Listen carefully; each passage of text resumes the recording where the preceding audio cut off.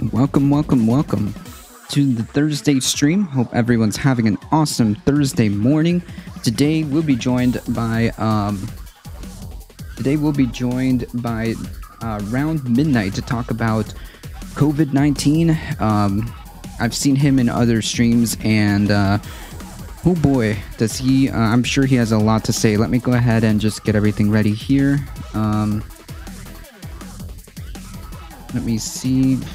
All right, I think we're good. Can you hear me? I think all right, cool. Yep. Can you hear me? Yep, I hear you just fine. Sweet. All right, so should we wait for people to file in a bit, or you want to get started, or we can just do intros maybe? Yeah, absolutely. What do you think? We can just do like intros and stuff like that. It's kind of tell us what you're about and what you want to share with us today. Tell me one cool fact about yourself. Okay. I remember those icebreakers. Right. Hey, Carring, how's it going? Well, I'm a musician. I like music. Awesome. I'm a huge I'm huge into like audio and stuff like that. So yeah, I do everything and anything to focus on audio. Awesome. I'm actually a musician too. Sweet. I went into college for jazz performance. Jazz performance, nice. For the piano and the violin. That's awesome. Yeah. And if you can't tell, my whole channel's centered around jazz stuff. Oh, that's so cool. Yeah, it's nice to meet a fellow musician, especially since we're both out of our element a bit. Yeah. But yeah, hello to and how would you like me to refer to you? Like, I mean, Truth or sure. I'm Carlos. ADifficultTruth. ADT. I've been all of those. Who's the jazz guy? The jazz guy is RoundMidnight. He's a bit and if you go into, I thought you were talking about my Discord picture. Oh. Yeah. Frosty, go ahead and check them out. Let me see if I can do this right. RoundMidnight. There's an underscore. Oh, oops. Yeah, there's an underscore at the end because I couldn't get what I wanted. Lesson for all you guys out there: you don't always get what you want in life. True. And I didn't get the name I wanted. True. Man, speaking about like music and stuff like that, how do you feel about Twitch's like DMCA debacle? Oh God. I mean, it's something I sort of predicted would eventually happen anyway, because it's been happening on YouTube for a while already, right? Right. But to the extent that it's happening, I mean, it's insane. And I think just like do you remember when back in the day the first iPod whatever, like my brain can't even remember the word iPod anymore. Oh, iPod man. device came out, and like there are articles like, hey, music industry is, because of what he did, is now heading in a really horrible direction with copyrights and stuff. And hey, Frosty Haley, thanks for the follow. With copyrights and stuff, and no one listened, and now we're at where we're at, and you know, that's how I feel about it. Yeah, I think Devin Nash has been doing really, really good coverage of this. Because man, it's so bad that like, because I think that part of his signal boosting got the attention of Twitch, and they're like, oh yeah, we here at Twitch, we care about our creators. So what we're gonna do is, yeah, dude, you should have been done this. Yeah, I mean, thankfully, at least like for the music I would play, a lot of jazz is not like is royalty free, but because everyone's dead. But Oh, that's right. How much is like Yeah. the what is the rule? It's like after 10 years or something, or is it just like I don't know actually. I think there's like a specific rule where it's like, oh, after X amount of years, then it's like release or something.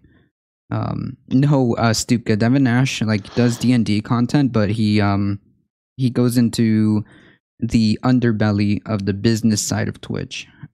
So yeah, I highly recommend, like, if you're interested in that, he does good content in regards to that. Oh, so he's like me for music Twitch, I guess. Yeah, basically. Yeah. All right. I know that that you have a lot of interesting things to say in regards to COVID. So I think the best way to start is just give us a little bit about, or just give not only for those of you that are watching on my channel, but on your channel, just like a nice, neat little breakdown of what of your background. Okay. So I was in a position where I recently finished medical school. I matched to a residency program, and when I was in the midst of, like, going really full starting it, COVID happened. And since then, basically, for the past 8 months, COVID has been my life, even though it's outside of the specific specialty I chose. And besides seeing, like, coworkers die and hundreds of patients die, I've just seen a lot of really, amoral things that have been happening.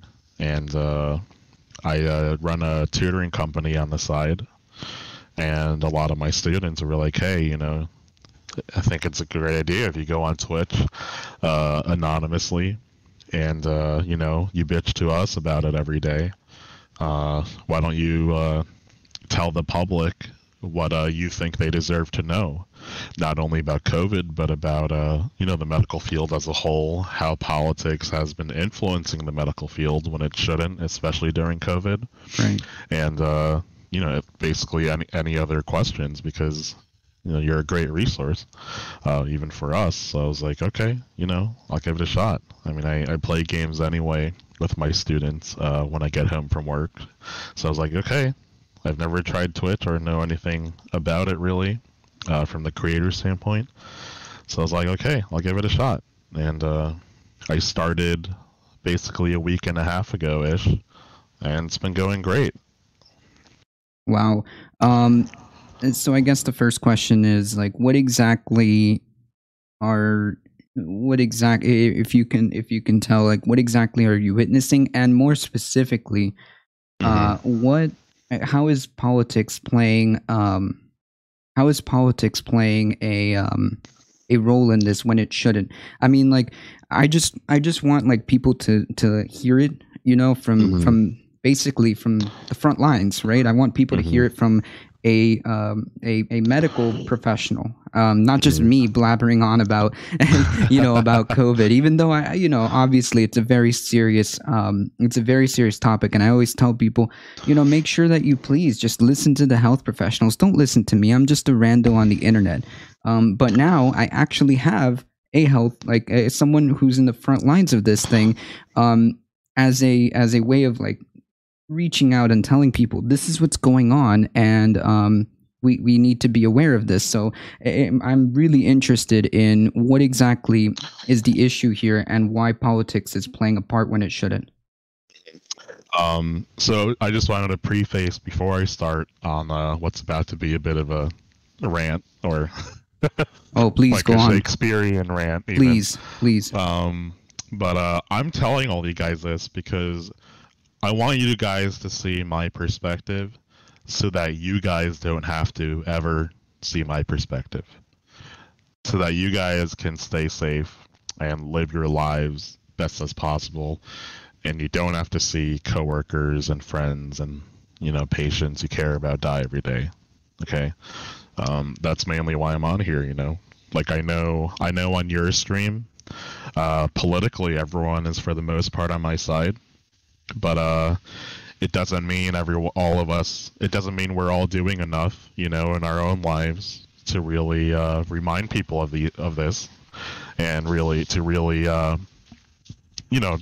do a little more activism, push a little more people in our lives in the right direction, in the hopes that everyone can stay safe. You know what I mean? Right. Absolutely. And what state do you live in?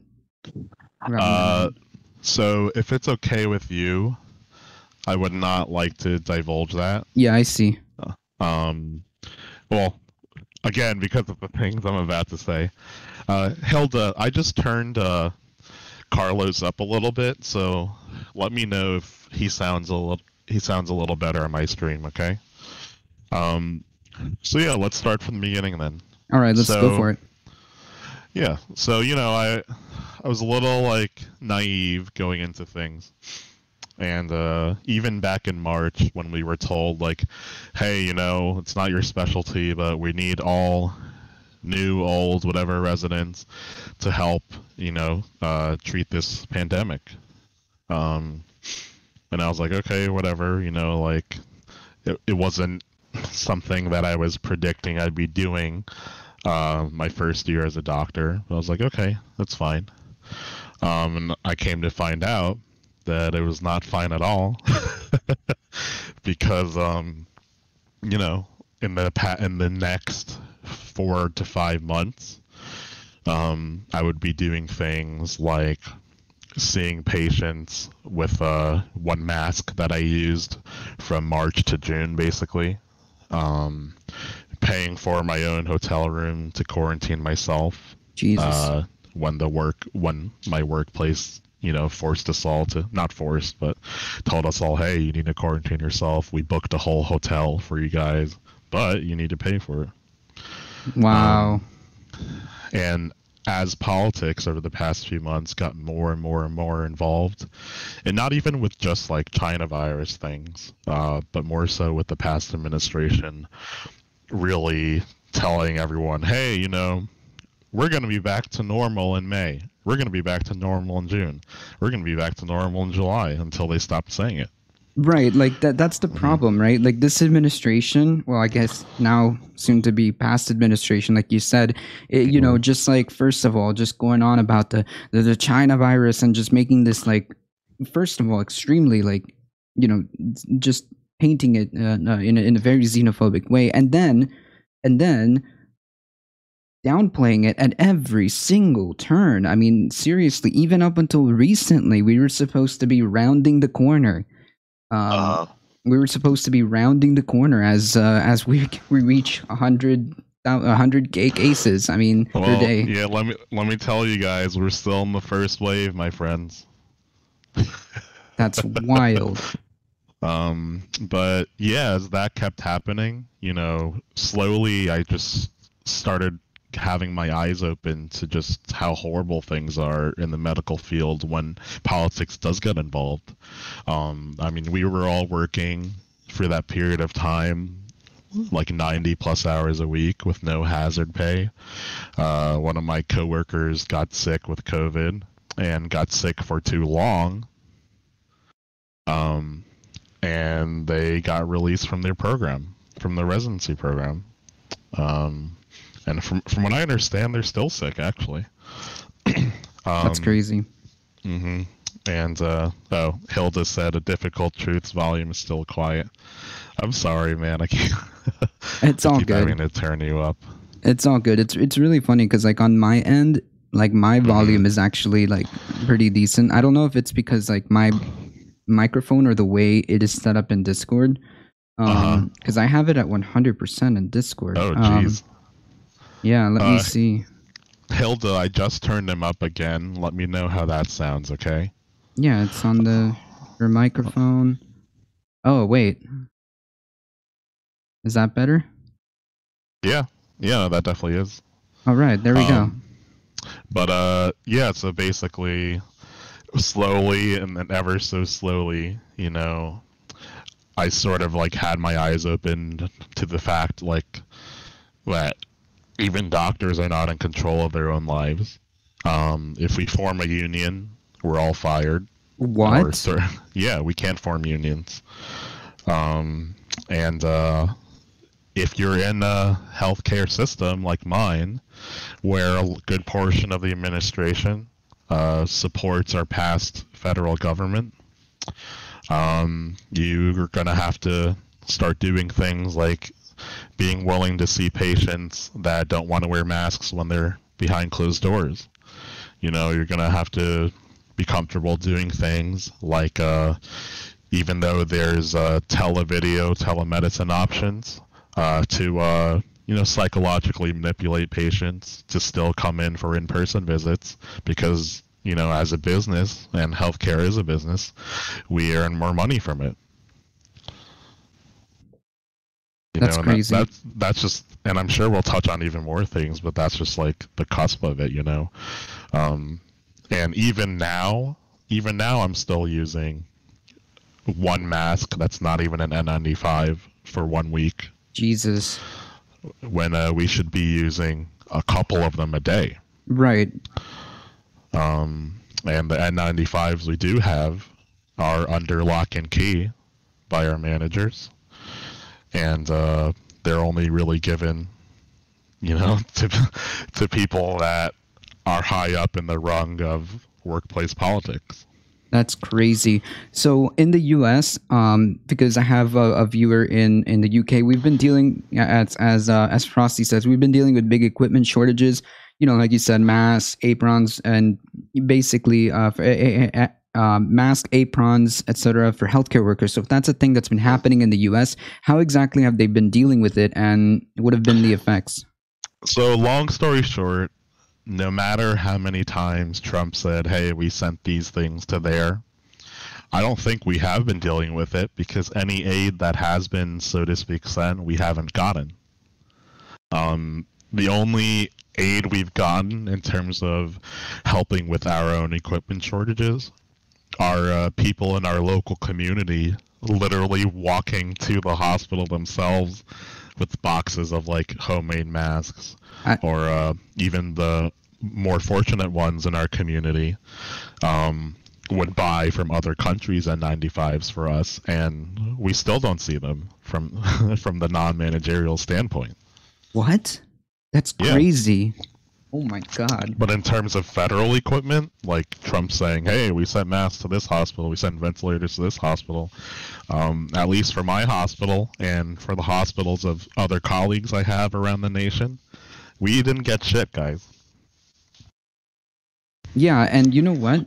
If you actually like take a look at the just as on the surface of the numbers of cases that we're going through right now in the U.S., and as they just skyrocket, it's like, wait a minute, that really did get me thinking. Around midnight, that really did get me thinking. So wait a minute, did we or did we not get anything? You're right, because like it should be, I would imagine, somewhat under control. Not 10.5 million cases.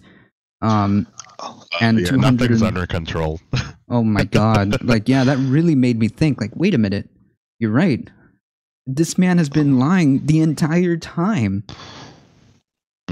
Yeah, I mean, in our hospital and many hospitals around the nation, we're back to or even over the capacity of patients in March or April now. Wow. And what, we're March, April, May, June, July, August, September, October, November, 9 months later. Right. And then when people like, for example, Joe Biden is saying, hey, we should probably listen to the experts. And if that means we're going to have a real, actual, legitimate national shutdown to try to get this under control, then that's what we're going to do. And then, of course, it gets politicized into, oh my God, he's going to shut down the country. We can't go through that. And like, wait a minute, dude, you know what we can't go through? 200 and almost 50,000 deaths. And I was talking to Callie Kami, for everyone in our communities who's able to tune in yesterday. that 250,000 is likely not even a real figure, and I'm actually more inclined to believe it's around 350,000, 400,000 or more. Wow. And that's because a couple of months ago, back in April, I think, don't quote me on that, but Trump shifted data collection for the pandemic in the U.S.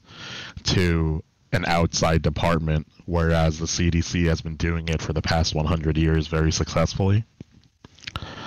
And this outside department, predictably,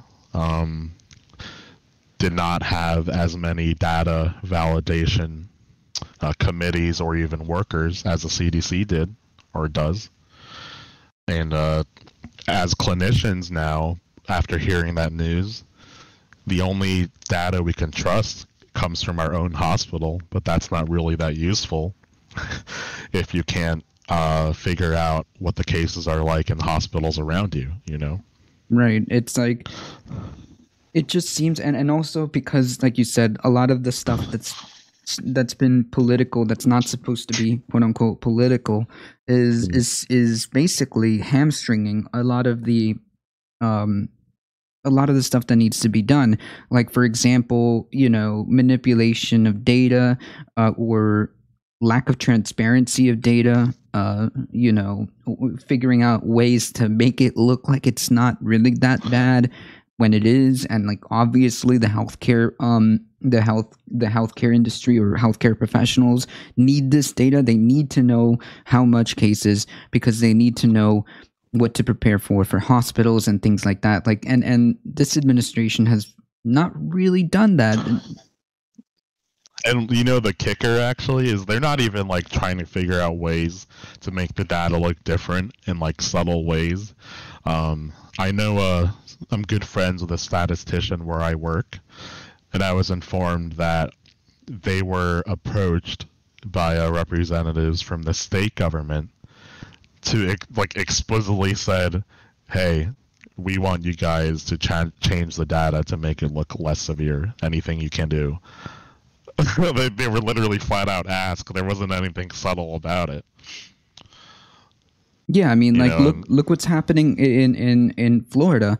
Legitimately, the person who was working with the COVID tracker or database for COVID was fired, or was ousted, because she didn't want to manipulate or change the data. And Ron DeSantis fired her, and or she was forced to quit or something like that. And now the new person is like not even anywhere near a healthcare professional or anywhere near trained in any of this.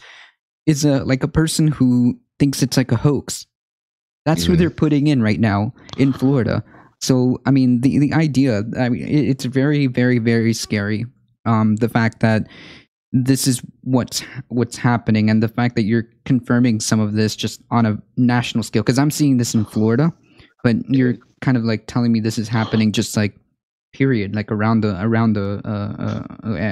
country. Yeah, and if we get a chance later, once we digress a bit from the COVID topic, I'd love to even talk about like other amoral things in the medical field in general in America. Oh man, that's yeah.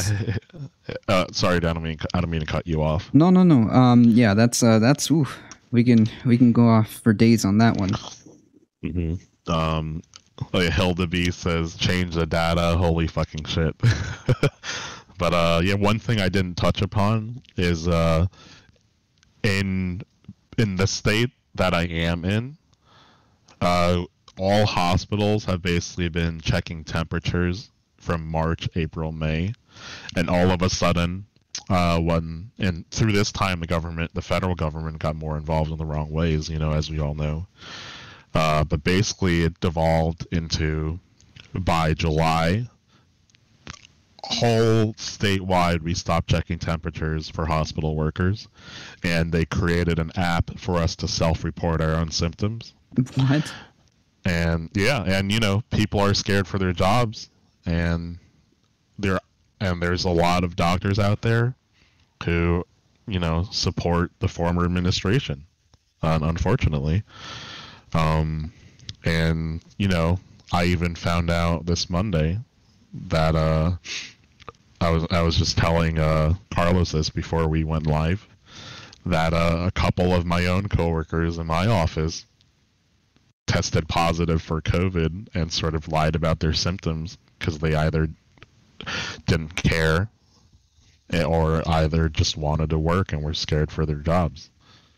Yeah, I feel like that happens a lot because in some cases where people had to produce, in order for them to go back into the office, they had to produce like what, 2 negative tests or something like that. They would literally fake it. I saw it. I'm only speaking from like the perspective of Florida because, well, this is where I live, so I can only speak in that perspective where like people were literally encouraging to get fake negative tests to go back to work because, like, obviously the economics involved in this, like, you either work or you don't have a house, right? You can't pay rent, and that's obviously a problem. So of course they're going to be encouraged or incited, I don't know, encouraged to produce false negatives. And lo and behold, Florida is like doing horrible in terms of cases. Yeah, I mean, pretty much nationwide, we're now sort of doing horrible. I mean, my state was doing relatively well, actually, back in June or July, and now we're back to April numbers, and now we're back to diverting patients to sports stadiums to see them because we're at capacity again. That's crazy. In regards to people not listening to like regulations and all of these, like, obviously anti-mask movements or whatever, what would you consider are like, or there not being adequate regulations? What do you think would qualify like as adequate regulations? Like, what do we need to do? I mean, for basically everyone that can work from home, we need to force that. No one besides me should be in the office or whatever field you're in, unless you really can't do work from home. And what needs to be enforced in the workplace, which is another scandal sort of that is not enforced in my workplace, is mandatory mask wearing at all times and social distancing in offices. And in my workplace, which is a fucking hospital, they never cared at all about social distancing in our offices. I work side by side with other people, way less than 6 feet apart, who see COVID patients every day as well. And from a country side of things, we need a full lockdown like New Zealand does every time they get even one case. And I understand that, like, this is just from the science side of things. So in addition to that, from our government, we need a $2,000 monthly stimulus.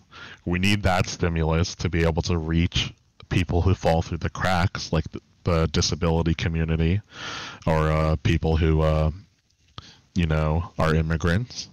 And we need the stimulus money for businesses to actually go to the small businesses. Right. And like, if you get that down and you get people trying to stay in home as much as possible, and if need be, implement like a full like mask mandate, or get all the governors together and be like, hey, listen, this is out of control. All of you need to start deploying like mask mandates across the states. Not just 20 of you, not just 15 of you, not just 30 of you. All 50 states must have this done.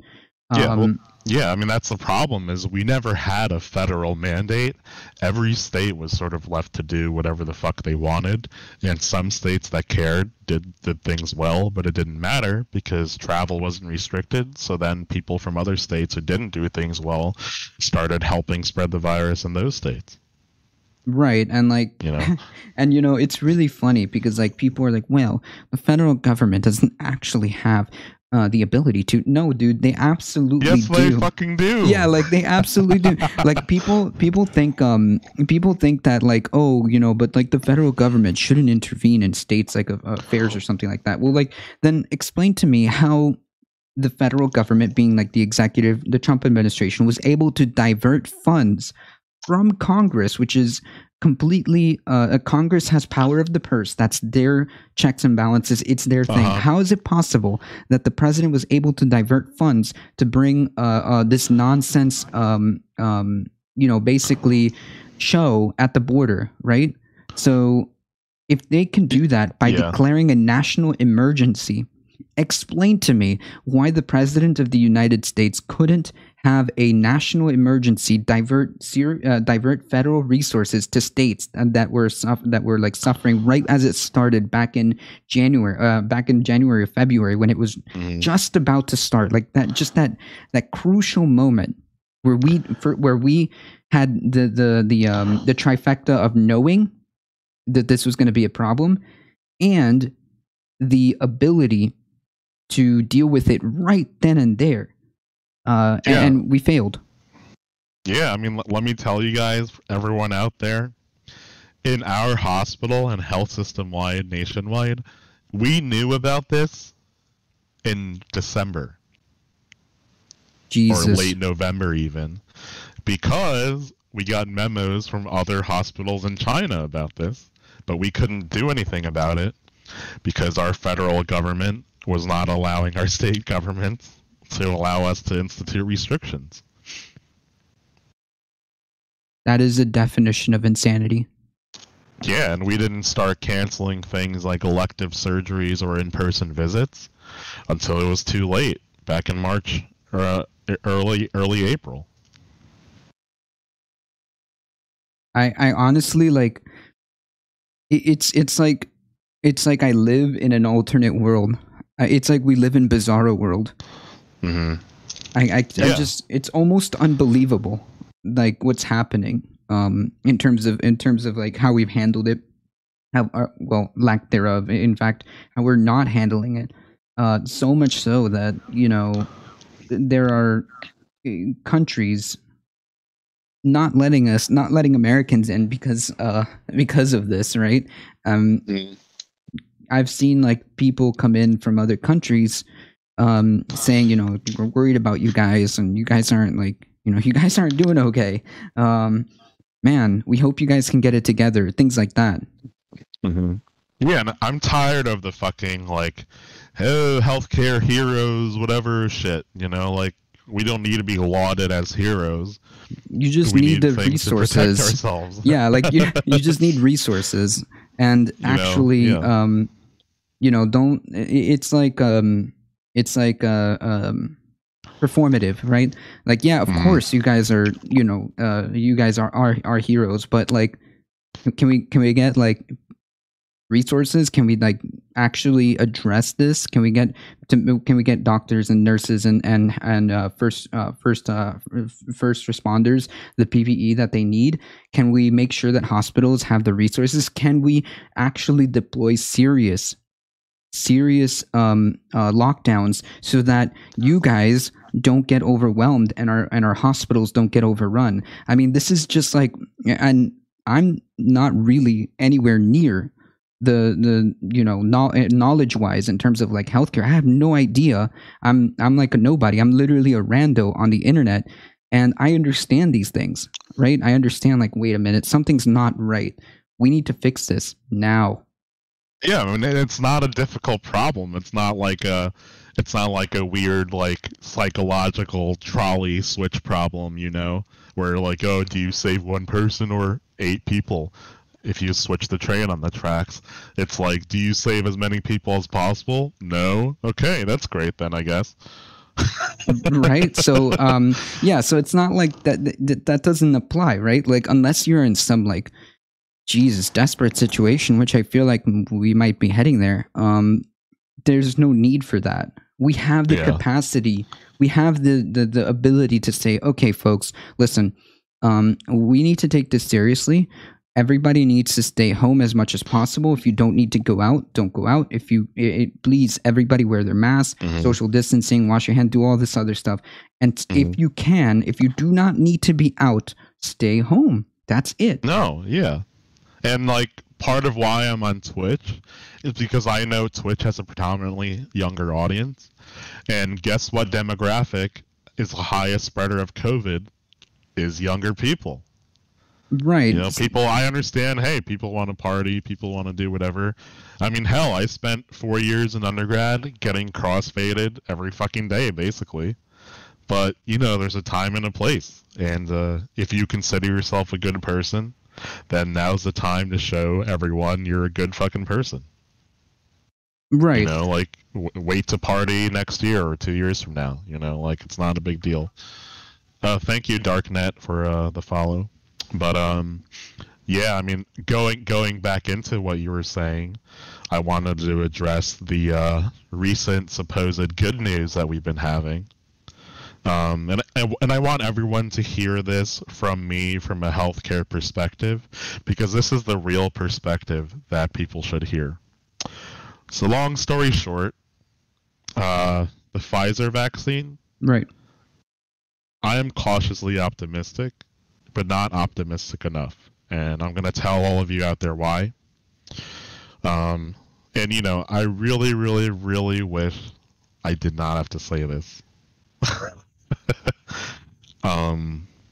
But hey, initial results are promising. However, it is a vaccine called an mRNA vaccine. It is because it's an mRNA vaccine, it's largely experimental in and of itself. For the most part, before being used in coronavirus, it's only really been used in the veterinary field. And because of how early this initial data is, we don't know how long the immunity lasts for. We don't know what kind of pre-existing conditions people could have that could maybe even cause them to die from getting a vaccine like this.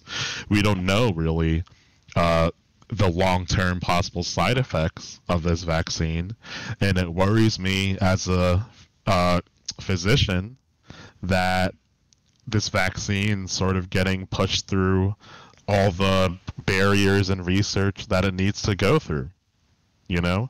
Right, and like I get the impetus to develop a vaccine as quickly as possible, and we've seen initial trials and the beginning stages of trying to form a vaccine not do so well.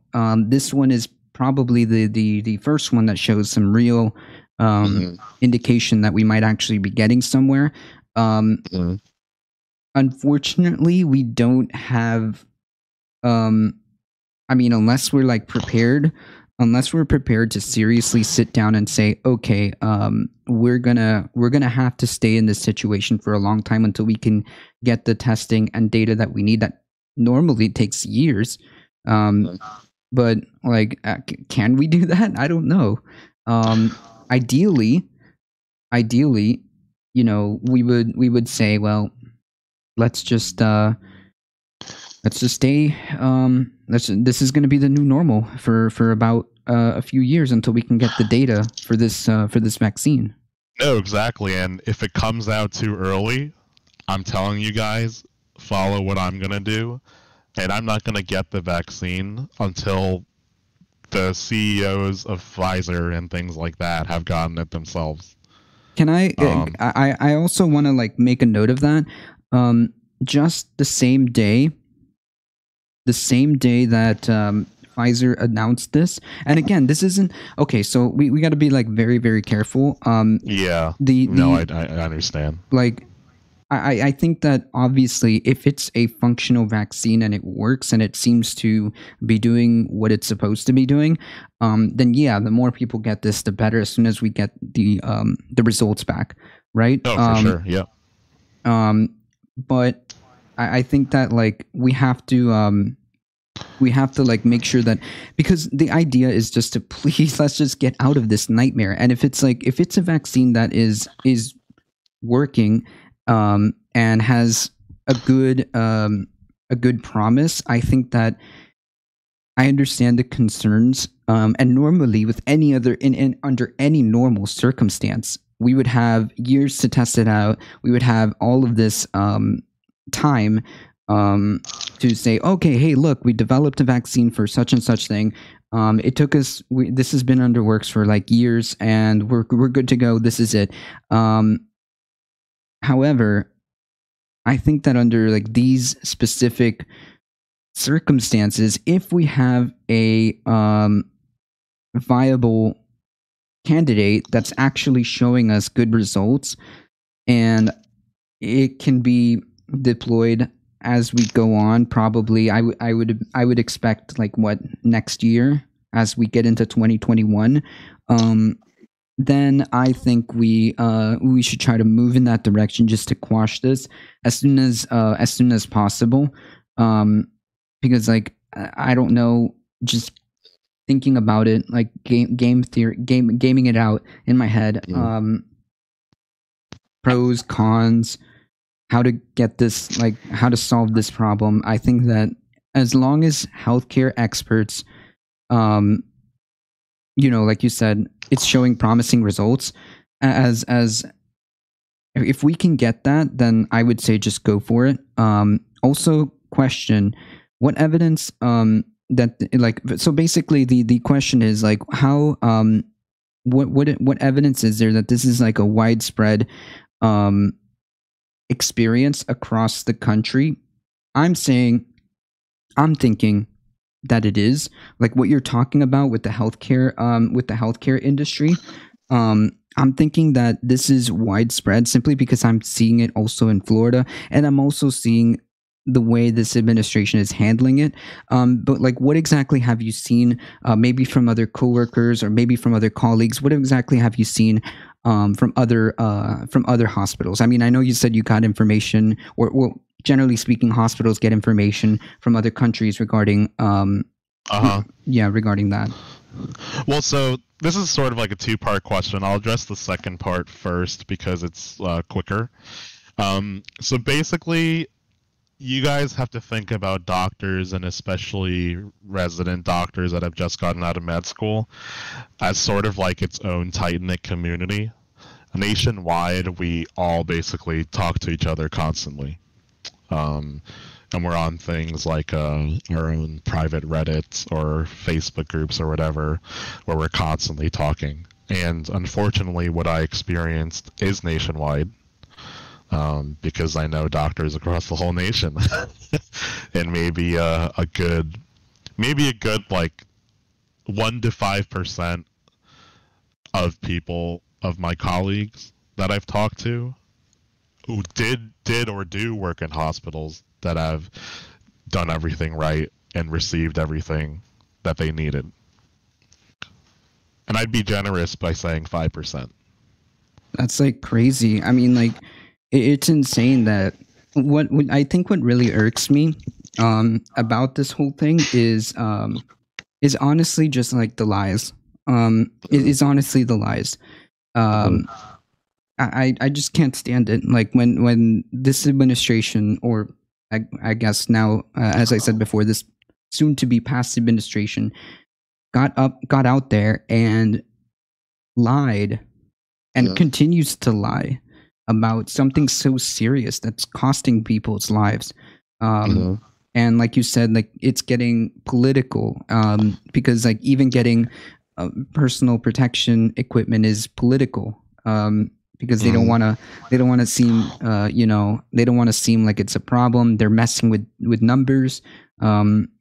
No, it's that conspiracy theory. It's all fucking true. I'm sorry, guys. No, that's true. That's 100% true. Again, in Florida, let me pull up the article. In Florida, literally, this guy, Jesus Christ, Ron DeSantis, coronavirus data person. I don't know.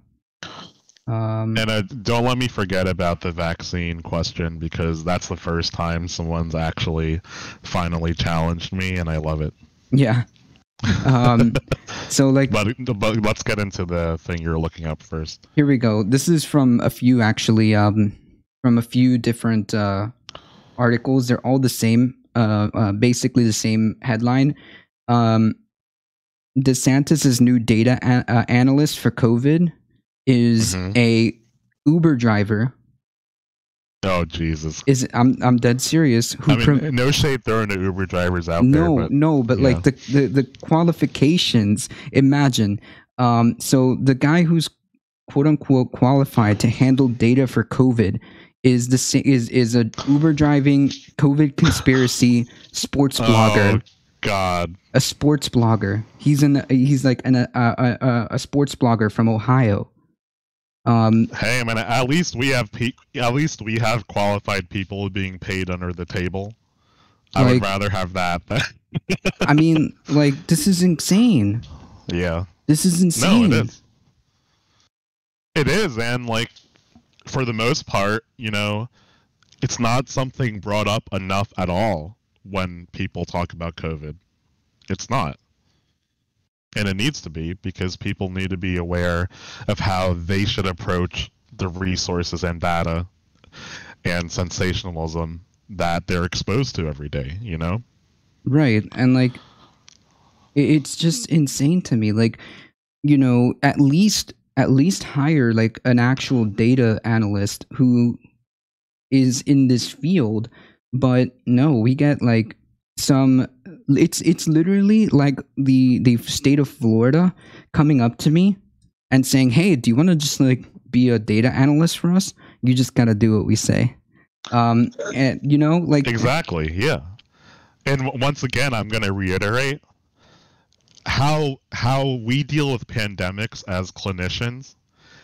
We rely 300% on data in order to deal with it. Right, that's what I was saying earlier. Like we can treat all the fucking patients we want, but if we don't have the data, it means nothing. It means nothing. Because like that's what I was saying earlier. If you guys don't have the data that you need, how are you supposed to prepare for the incoming wave of people? How are you supposed to prepare? Like, oh, wait a minute, we need actually this amount of beds, like this, and this. Like, you guys normally would have an expectation, like, oh yeah, flu season. Usually, we get X patients, or like, yeah, I know that this is going to be exactly. All of this has like, I guess domino effects. If the administration or the state health officials within each state are giving you guys the incorrect or under reporting stuff just to make themselves look good, and you guys are preparing for, I don't know, just to give you a random number, this isn't a real number, let's say the state of whatever, Florida, says, hey, listen, we got 100 cases, it seems like the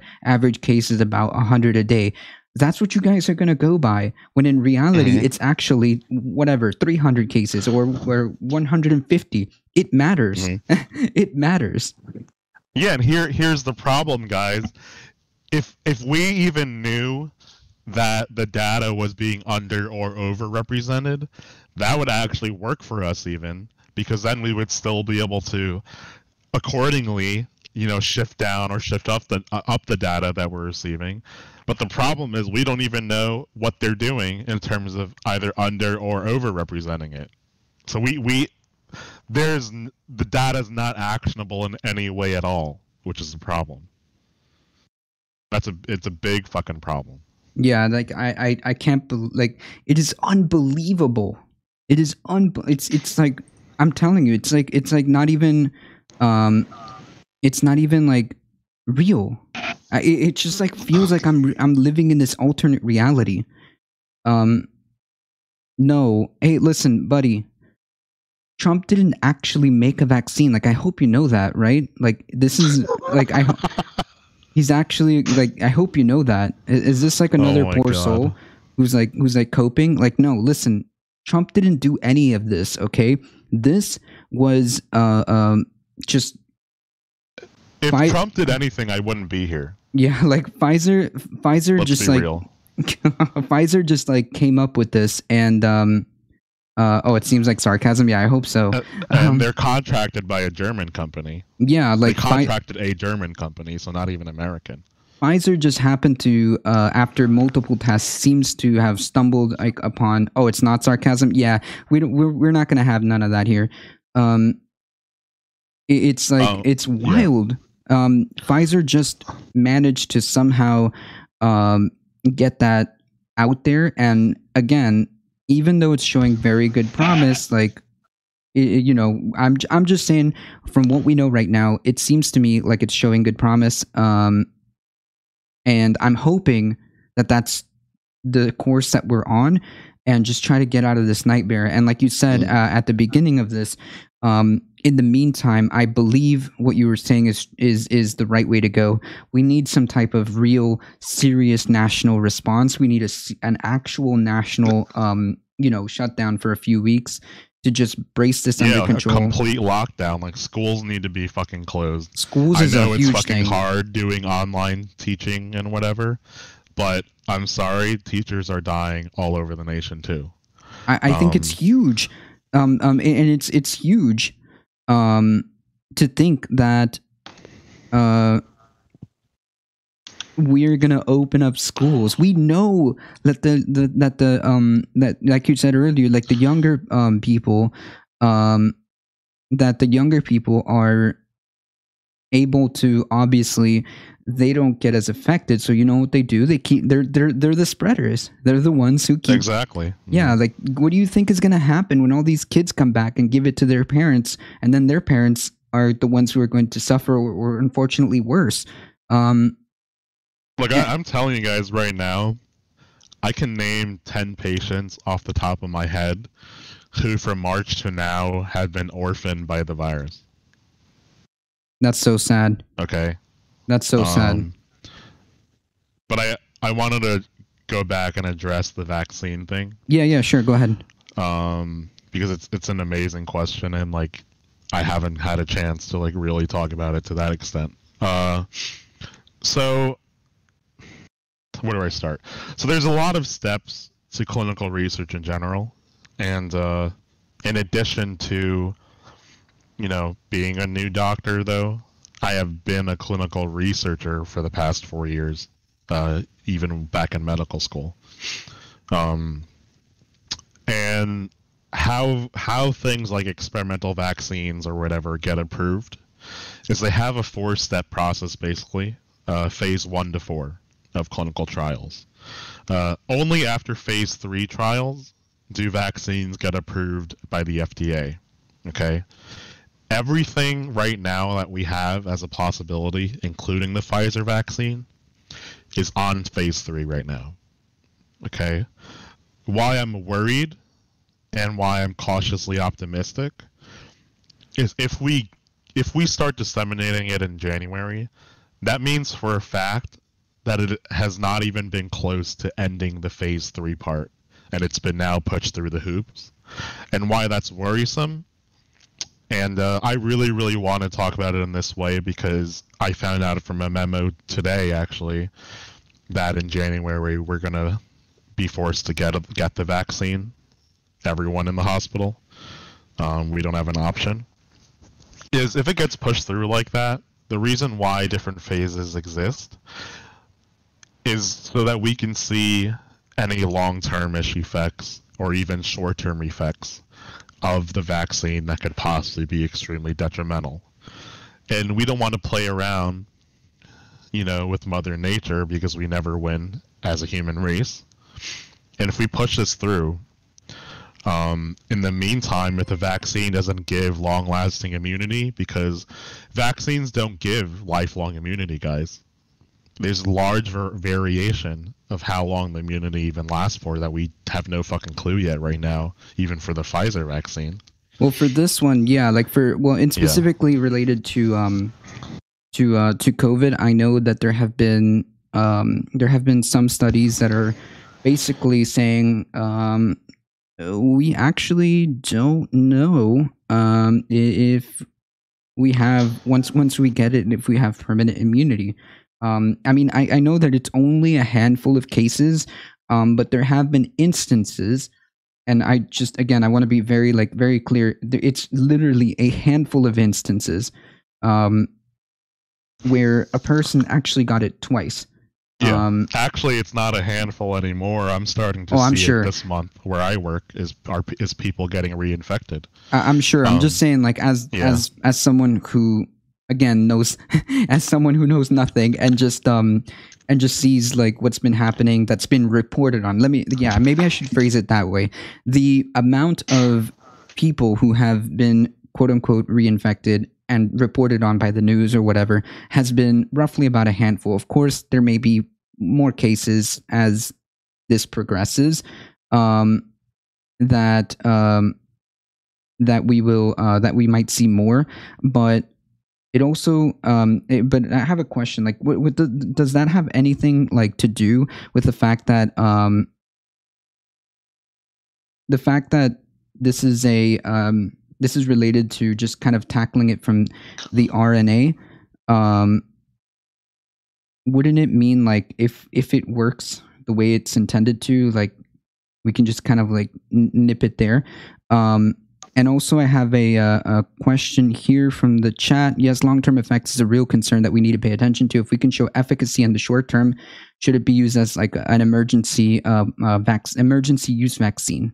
Yeah, so that's actually what I was going to transition to right away. Oh yeah, go ahead. I'm sorry, go ahead. Oh no, it's okay. So the reason, okay, let's say this gets pushed through phase 3 when it shouldn't be, approved by the FDA and widely disseminated by December or January.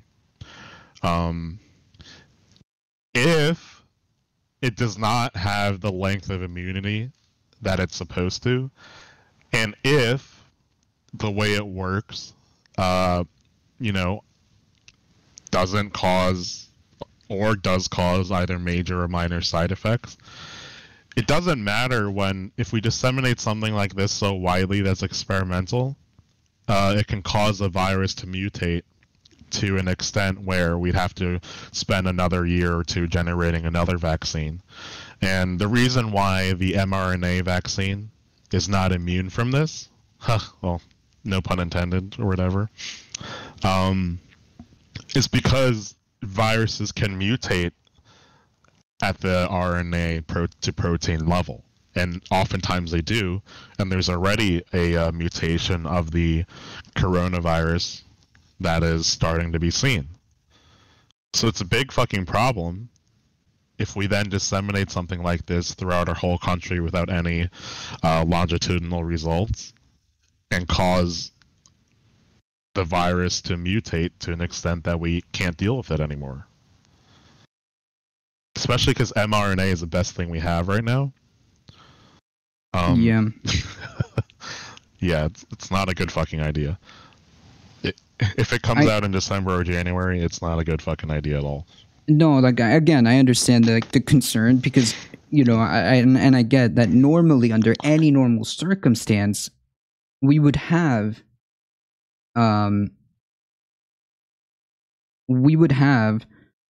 the ability to do the type of testing and research that you're suggesting. I think I don't mean to cut you off, but like, no, what I mean is like I do approve of it getting pushed through certain things and like having the phases shorten a little, but actually having them shorten a little is still going to be at least a year's worth.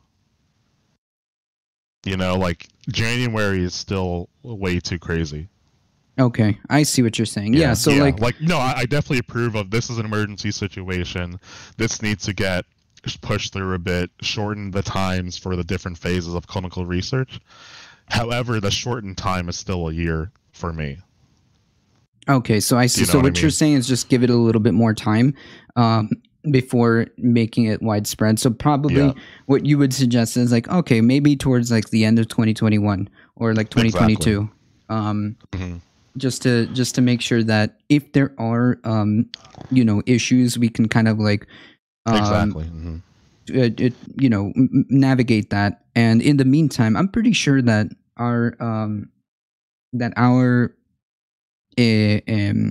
government, or rather, I'm pretty sure that we have the capability of, in the meantime, managing or mitigating this so that our healthcare system doesn't get overwhelmed as the waves come in. To just kind of like, okay, we need like to ease into like shutting it down, and then doing the whole like mass thing, and then as we get these cases under control, our healthcare resources can kind of breathe a little bit, and then like this will give the necessary time, which is, like you said, just probably to the end of 2021 or early 2022 to get it out. Like a rushed timeline. That you know what I mean? Yeah. Hey, thanks for the follow. Yeah, no, you can't play around with vaccines, especially with a virus that can easily mutate and already has had a minor mutation that is being seen around the world. Yeah, what's the deal with these what's the deal with the mink's dealio? Because it seems like it jumped, like Dutch mink or whatever thing. Yeah, and here too in Ohio. Yeah. It kind of jumped. I imagine this is indicative that this is a very rapidly mutating type of deal. If it can jump to minks to humans oh, go on. In a very short time, it seems like.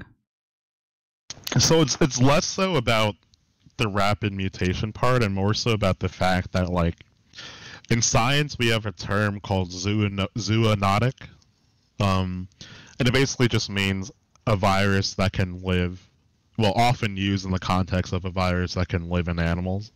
So basically how viruses work, they don't want to like activate the immune system. They want to be able to replicate as much as possible.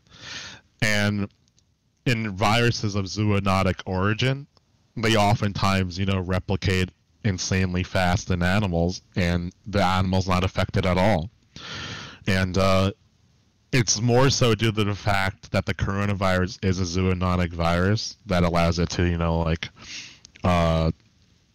be able to live in like the mink now, or even domestic house cats, which has been found. True. And after it lives in it, even if we're in contact, we don't have to eat the animal to be in contact with it. That's how we get it from. And then the reason why we get sick and die is because a virus is adapted to live in the animals that it's in, but not the human. I see. Yeah. So I guess it's like, in a way, it's like kind of like irrelevant, right? Its job is to. Yeah, in a way, that this information is sort of irrelevant. Right. But, so it's like its job is always to replicate itself in any way, shape, or form in order to survive. That's what it's going to do. If that means to survive in humans, domestic house cats, minks, it doesn't matter. Its job is to replicate and spread as quickly as possible. Yeah, and in humans, it's not the. This is a misconception. It's not the virus that kills us. It's our own immune system that kills us. It's our own immune system's response to the virus that kills us. What do you mean? So, because the virus... So let's say like a virus, any virus really, goes into a human and it's adapted for animals and not humans, right? The virus thinks like, oh, okay, well, this is just another animal. I can still replicate as much as possible and the immune system won't notice or whatever, right? So it does that, and in that process in humans, when it does that, it starts killing our own cells because it uses our own cells' mechanisms to replicate. And I'm sorry, everyone, if you didn't want a science lecture. No, this is the point. So when it does start doing that, in human immune systems, our immune system is pretty sophisticated, and our immune system starts noticing things like cells being burst and new proteins that weren't originally there being made, and things like viruses attaching to other cells in our body that shouldn't be. And our immune system's like, oh shit, we need to attack this. We need to get this the fuck out. We need to get rid of this as much as possible, right? If the virus gradually replicates more and more and more and more and more, the immune response then gets more and more and more and more and more and more to address this increased load of having a virus in your system, right? Is that why you see scarring in the lungs? Yes, exactly. And in very severe cases, this is why you see patients eventually dying, if they die from the virus, from something called a cytokine storm. So cytokines are basically used by your immune system to communicate and activate other cells generally. And how your immune response kills you is your immune response isn't as simple as like, hey, we're gonna have a gun and shoot and kill the cells that have the virus and we're good. Through the process of doing this, your body is affected too. Your organs are put under tremendous strain. There's massive amounts of inflammation that occurs all around your body, which is how we get things like extreme fevers, which is how we get things like damage to organs and organ failure. And that's how we die from the virus. As you can see now, it's our own immune system that kills us. It's not the virus itself. The virus is trying actually, to survive as much as possible through ways like subverting our immune system. It's just that when our immune system starts detecting it, that's when we see symptoms, So it's like an aggressive, basically an aggressive response from the immune system. That has side effects, which leads to the symptoms that we have, yes. That's incredible. Yeah, it makes sense. That's why I asked you about the lung scarring and even potential neurological damage. This all points to, as you said, it's just simply that the immune system is just going overboard, addressing something. Because that's the job of our immune system. And in normal cases, that works for us, right? In the case of a common cold, or in the case of like even the flu or things like that, right? And like in normal cases, it works for us. But when we have a virus that can replicate to such an insane amount, that can subvert different parts of an immune system in such an insane amount, that the point where our immune system detects it becomes too late for our immune system to save our body by dealing with it. That's why this is a problem. There's all different types of viruses, and this specific type is much more severe of a problem than things like the rhinovirus, which is the common cold. Right, and I think that like I'm sorry, rhinovirus is the influenza, my bad. This COVID or SARS-2 is seriously something that it's like unlike we've never seen before. We know we know that experts had the idea that this was a possibility for probably years at this point, that this was a possibility, and we just never saw it in action until now. Yeah, and let me highlight to you guys why you don't want to have the mindset that pisses me the fuck off of, hey, I'm young or whatever, I'm just gonna go get it and I'll be fine and I'll have immunity. Is because right now, 8 fucking months later, we are still not treating the virus directly because we can't. You know what treatment you get? Are things to help your body hopefully survive the virus, are things to ameliorate and deal with the symptoms. We don't treat the virus directly, guys. We have no idea how the fuck to do that yet. Right. So to be clear, what we're doing is mitigating symptoms, right? I think that a lot of people have that misconception when you take and just as an easy thing, when you get treatments, like I don't know, Tylenol for your common cold, you're not addressing the cold, you're addressing the symptoms. So things like antibody treatments, things like antivirals, what little has been developed, they're to treat the symptoms and to try to make you survive. So just to be very clear, there's a huge difference between curing and treating. So I don't mean to step on your toes, but I just wanted to address this real quick. Well, so antibiotics and antivirals are addressed to kill the bacteria or viruses. The problem is that antibiotics only work for bacteria, right? And antivirals often don't work for many viruses, especially the coronavirus. So yeah, like going back on what you said, yeah, basically everything else we do to treat patients with coronavirus now is to increase their statistical chance of surviving. Yeah, so, and again... That's how fucked it is, guys. So don't try to be like, oh, I'm going to go get it and it'll be fine. And again, you know? There have been numerous examples of young, perfectly healthy, no pre-existing conditions, no comorbidities, dropping dead. Because it's just so unprecedented. We've never seen anything realistically like this. And there have been cases where even young people who are perfectly fine... Yeah, many cases. Where they just end up dead. Because... it's just so unpredictable. Just because you're young, yeah, statistically speaking, you might be fine, but like just because you didn't die does not mean you don't end up with like permanent lung damage or having trouble breathing or neurological damage. And some people till this day have like weird side effects, like they can't taste or smell. Yeah, and I mean, guys, the data is much worse now. It's not even just permanent lung damage we see anymore in autopsies. It's liver damage, and it's damage to the heart, the cardiovascular system, too. Yes, that's right. That's right. It gets more fucked the more we know about it. And basically, I want you guys to hear this perspective.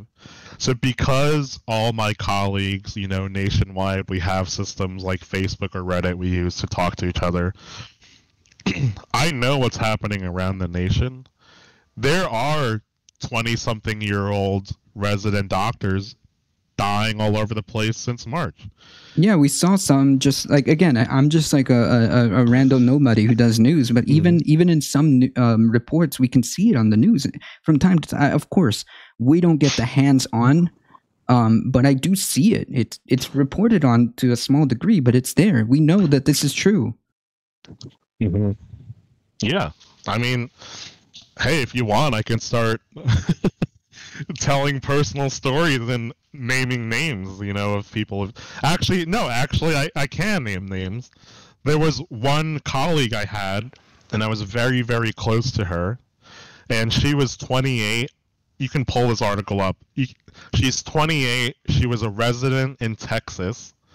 She specialized in gynecology or something like that. And she did like 1 or 2 shifts volunteer in the ICU for COVID and died within the month. Wow. Yeah, a fucking 28-year-old doctor, guys. Come on. And, this is something I still have mental health treatment for. Because these are people you guys see in news articles, but these are people that I personally know. That's wild. That's wild. And unfortunately, she's not the only one. And again, like I see these like headlines and articles spread out from time to time. You guys are there in the front line, so you guys like know more. But it is happening. There's young people. There's plenty of doctors and healthcare professionals and people who are out there in the front lines who end up unfortunately passing away. And like the whole takeaway from this is I think it's time for us to take some serious action and be responsible. And in terms of like the politics side of it, it needs to stop. I think that I agree.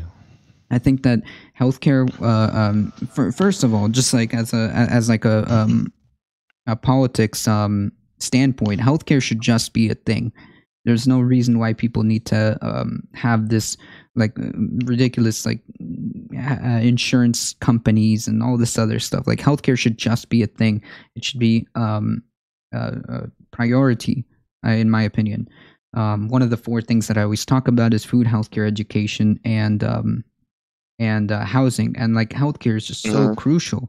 And now we see it. I mean, it's live. It's in front of us. Yeah, and like you said, healthcare and science should not be politicized. at fucking all. And unfortunately, we live in one of the countries where it heavily is. And especially for our COVID, we need to try to figure out ways to sort of dissolve the barriers between each side of politics. And in this country, because of how heavily controlled healthcare is by politics, that's unfortunately the only way we can really deal with this completely. Yeah, I think that it's like, how do we even address that? Because there's people, unironically, and when I mean people, I mean like people in positions of power, like our governor currently. Our current governor is like not remotely taking any type of precaution. Darknet it says that there's like literally no restrictions, and then when they try to put restrictions, like the more the Republican Supreme Court of that state knocks it down when they try to put restrictions, and it's like, what is how do we even like begin to address this? Because this can't go on. Okay, this is like, well, yeah, I mean, I'm not a politician, guys, but the way we have to address this is from the side of the people, okay? We need the way we need to start dissolving the barriers between all the political sides in our country is from the perspective of the people. You know, like, what's going to be the most effective are things like outreach I'm doing, or local community outreach, or things like that. Because when you corner someone who like disregards science, or when you corner someone who's on the mid to far right in person, and I've done this in person, it becomes much easier to get them to see the big picture and to get them to see what you're seeing. Right, like it's, yeah, in person is definitely different, because I mean, like if you talk to some of these like obviously somebody hiding behind a random username, and sometimes not even there to really have a conversation, they're just there to troll. It's so hard to differentiate in the internet, right? Like I get people all the time, you know, who just come in here just to troll, and then like when you talk about like actual serious science, it's like, oh, you know, fake news, you know, and that's the end of the conversation. But when you talk to people in real life, well, maybe it's different because I know these people, I know these people. They're like sometimes my family, sometimes my friends. It's different because then they actually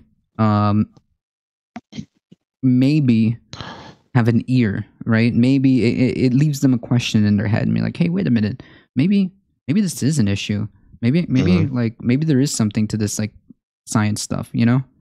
And actually, just piggybacking off of that, my parents-in-laws are staunch Trump supporters. They fly the Trump flag, MAGA, whatever the fuck, all the time. I've been able to, in the course of the past 6 to 7 months, actually get them to see my side of the perspective. You know? And when push came to shove, and I didn't even think this would happen, but when push came to shove, they voted for Biden. I'm not saying Biden or whatever is better. I'm not getting politics into this. But when push came to shove, even though it took me 6 to 7 months, the outreach I was trying to do with them worked. Yeah, so it's exactly what I was like saying. Like if you know these people or they're your family, it's a different like perspective. I think that it's a completely different perspective. Hey, thanks for the biddies. I appreciate that. I think that it's different, and if you do have somebody who you're trying to reach out to and have a conversation, and they're way to the far right or way to you know, to the anti-science and stuff like that, I think that the best way to reach out to people is, if you know them, to say, hey, I have concerns about some of the stuff that you've been that I have concerns about some of the stuff you said or some of the stuff you believe. If you ever want to talk about it, the door's open. if they're one of those like people who are just like entrenched, because you don't want them to entrench even further. Yeah, and if that doesn't work, and I'm telling this to everyone here, okay? If that doesn't work, send them to me even. I'm on my Discord all the time. I am happy to on stream, off stream, talk to literally everyone. Especially people who don't believe in science, especially people who think this virus is it's a hoax. Because on my own side of things, I have my own personal stories and experiences, and I even have former Trump supporter patients that are happy at any time for me to call them up and have them talk to someone, because they've lost people, some of them even like a good 60% of their family, because they initially did approach it as a hoax and held large gatherings, and like 60-70% of their family died. Yeah, I mean, we've seen what happens when you have these events in closed places, and all of a sudden you have 117% increase on cases, like in Wisconsin the other time after he decided to hold a rally. It's crazy. Mm-hmm. And do you mind if I address just one question from my chat? Yeah, absolutely. Go ahead. So Target in my chat asks, can immunocompromised people get the mRNA vaccine? So this is another part of my worry if this gets pushed out in January, right? This type of vaccine has never, ever been tested in people that are pregnant, been tested in people that are immunocompromised, and been tested in people that are elderly. Okay? So, can immunocompromised people get the vaccine?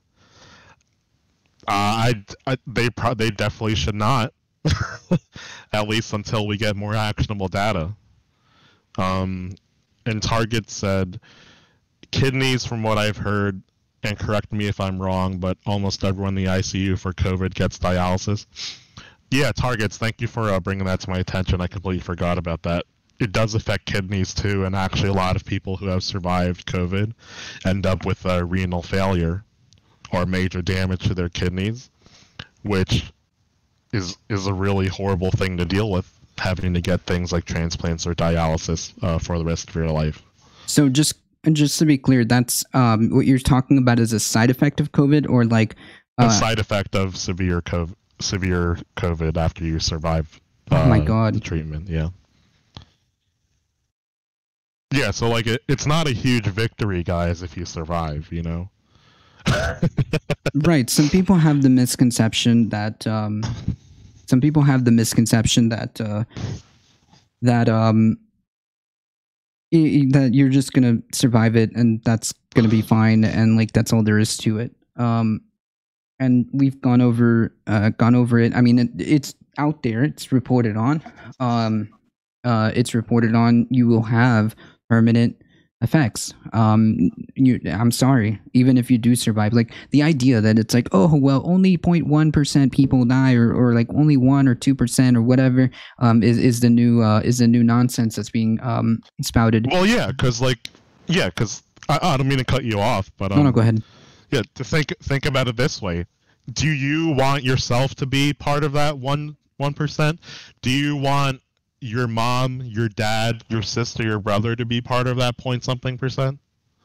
Do you want to take that chance? Like, no. So just wear a mask, social distancing, stay home if you can. Like, absolutely try to not go out unless you absolutely have to. And that's it. Social distance, wash your hands, and wear a mask, please. Stop with this anti-mask stuff. Just do it. Yeah, guys. I've been considering this month adopting a kid of a patient I've had who are young parents in their 30s who both died of the virus and orphaned their kid. Okay? Do you want to take that chance, guys? Because it's not a fucking good deal for me. It's wild. How about everyone that now has a pre-existing condition? So I think that this is a question related to the healthcare. What about like the people that now have like basically this has become like a pre-existing condition? I don't. Diabetes and cardiovascular disease, you mean? I imagine like because you had COVID and you survived. So like now you have essentially what is a pre-existing condition because of the after effects. I imagine. Oh, exactly. Yeah. Yeah. I mean, we don't call it like pre-existing condition in terms of that per se, but I definitely know what you mean, and you're right. Okay, so I guess like in other words, so if it's not considered a pre-existing condition, does that mean like they'll be affected in trying to get healthcare, like the healthcare industry? No, right? It's not considered. You mean from the insurance company perspective? Right? Is it considered a pre-existing condition? From the insurance company perspective, yes. Why? Sorry, from the clinical perspective, no. Oh. Yeah, but from the insurance company billing perspective, yeah. And they're going to use it to either deny certain procedures or medications that you might want or need. That's insane because like that's not what the medical profession, that's not what the medical field is saying, right? It's not, it's you said from a clinical point of view, it's technically not a pre-existing condition. Yes, from the clinical point of view, it gets tacked on to your medical history, and we use that part of your medical history then to make certain treatment decisions based on what you went through, like scientifically. Okay. But yeah, so that's what I mean. Like pre-existing condition for us, it's just a matter of terminology. But from the insurance perspective, yeah, fuck yeah, they're gonna use it, and I've seen them use it as a pre-existing condition.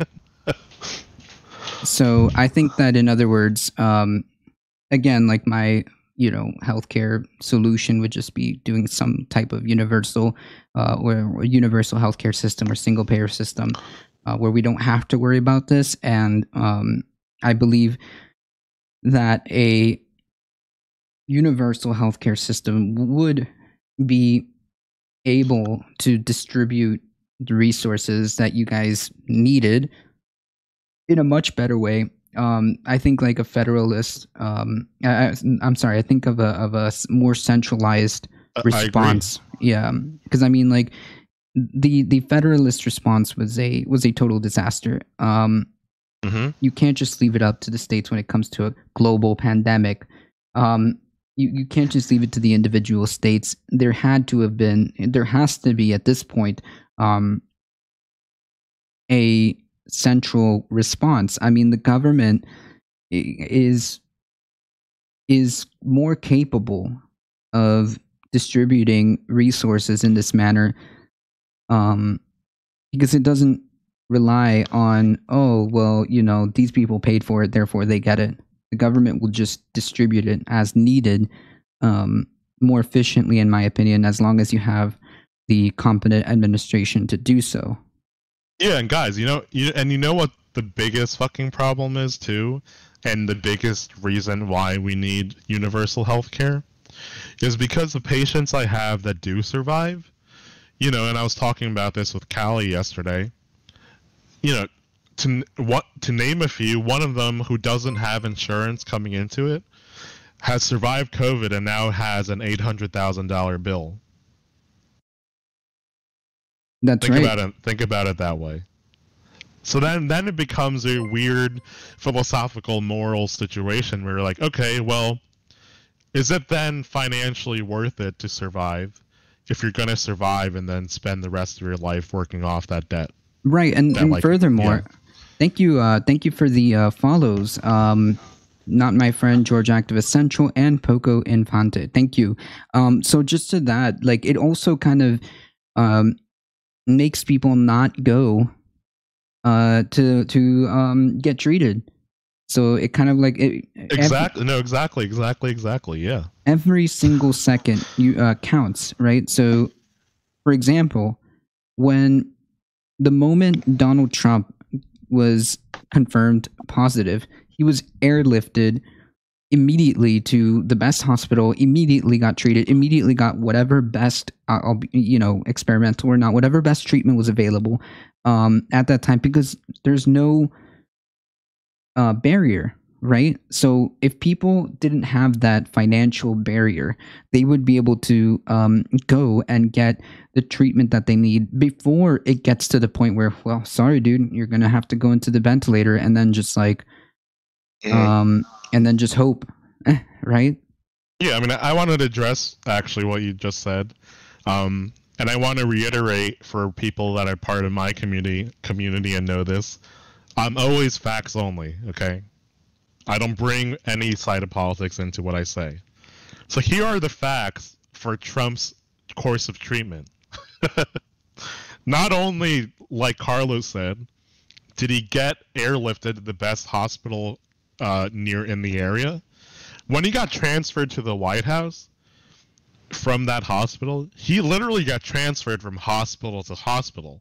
The White House has the capabilities of a fully functioning fucking private hospital, guys. And in addition, the medications he received, and more specifically, I'm addressing the Regeneron. This is a medication, this experimental medication, that he received because he knows he plays golf with the CEO of that company. And this is the fact, guys, okay? And he received such a small amount that from a clinical standpoint, it most likely is not what even did anything. What did anything was the dexamethasone and remdesivir he received, in addition to him just being lucky and surviving that course of treatment. Right. Because like they literally threw everything at him, everything in the kitchen sink, at him, and because of course he's like the president, right? But the entire like argument or point that I was saying is like, as soon as like if you had a system where we had like a universal healthcare system, people would have access to treatment before it gets really bad to where they need a hospital, right? Because they would be like, oh wait, I feel very off, but I don't have to worry about paying $100 copay, which I can't afford right now. Or, oh man, I don't know if my insurance will cover this. Oh man, if going to the emergency room is going to cost me $500, I don't know about that. I'm going to wait. And the problem is, I'm going to wait translates to, permanent damage or worse.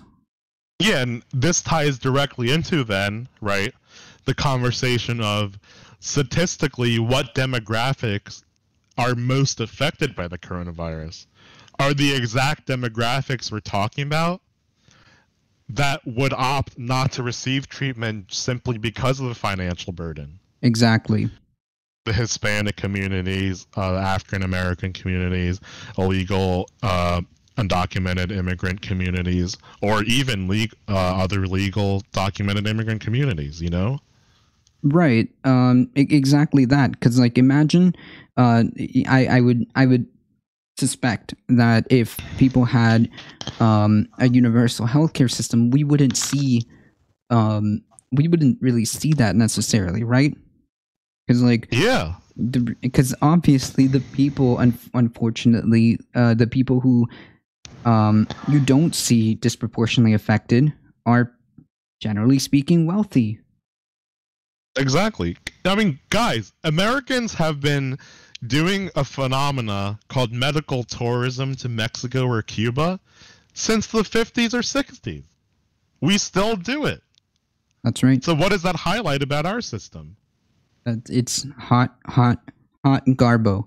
I mean, like, it's incredible that this country, so supposedly, so like advanced, wealthy, powerful, has borderline one of the most well off and highly resourceful countries.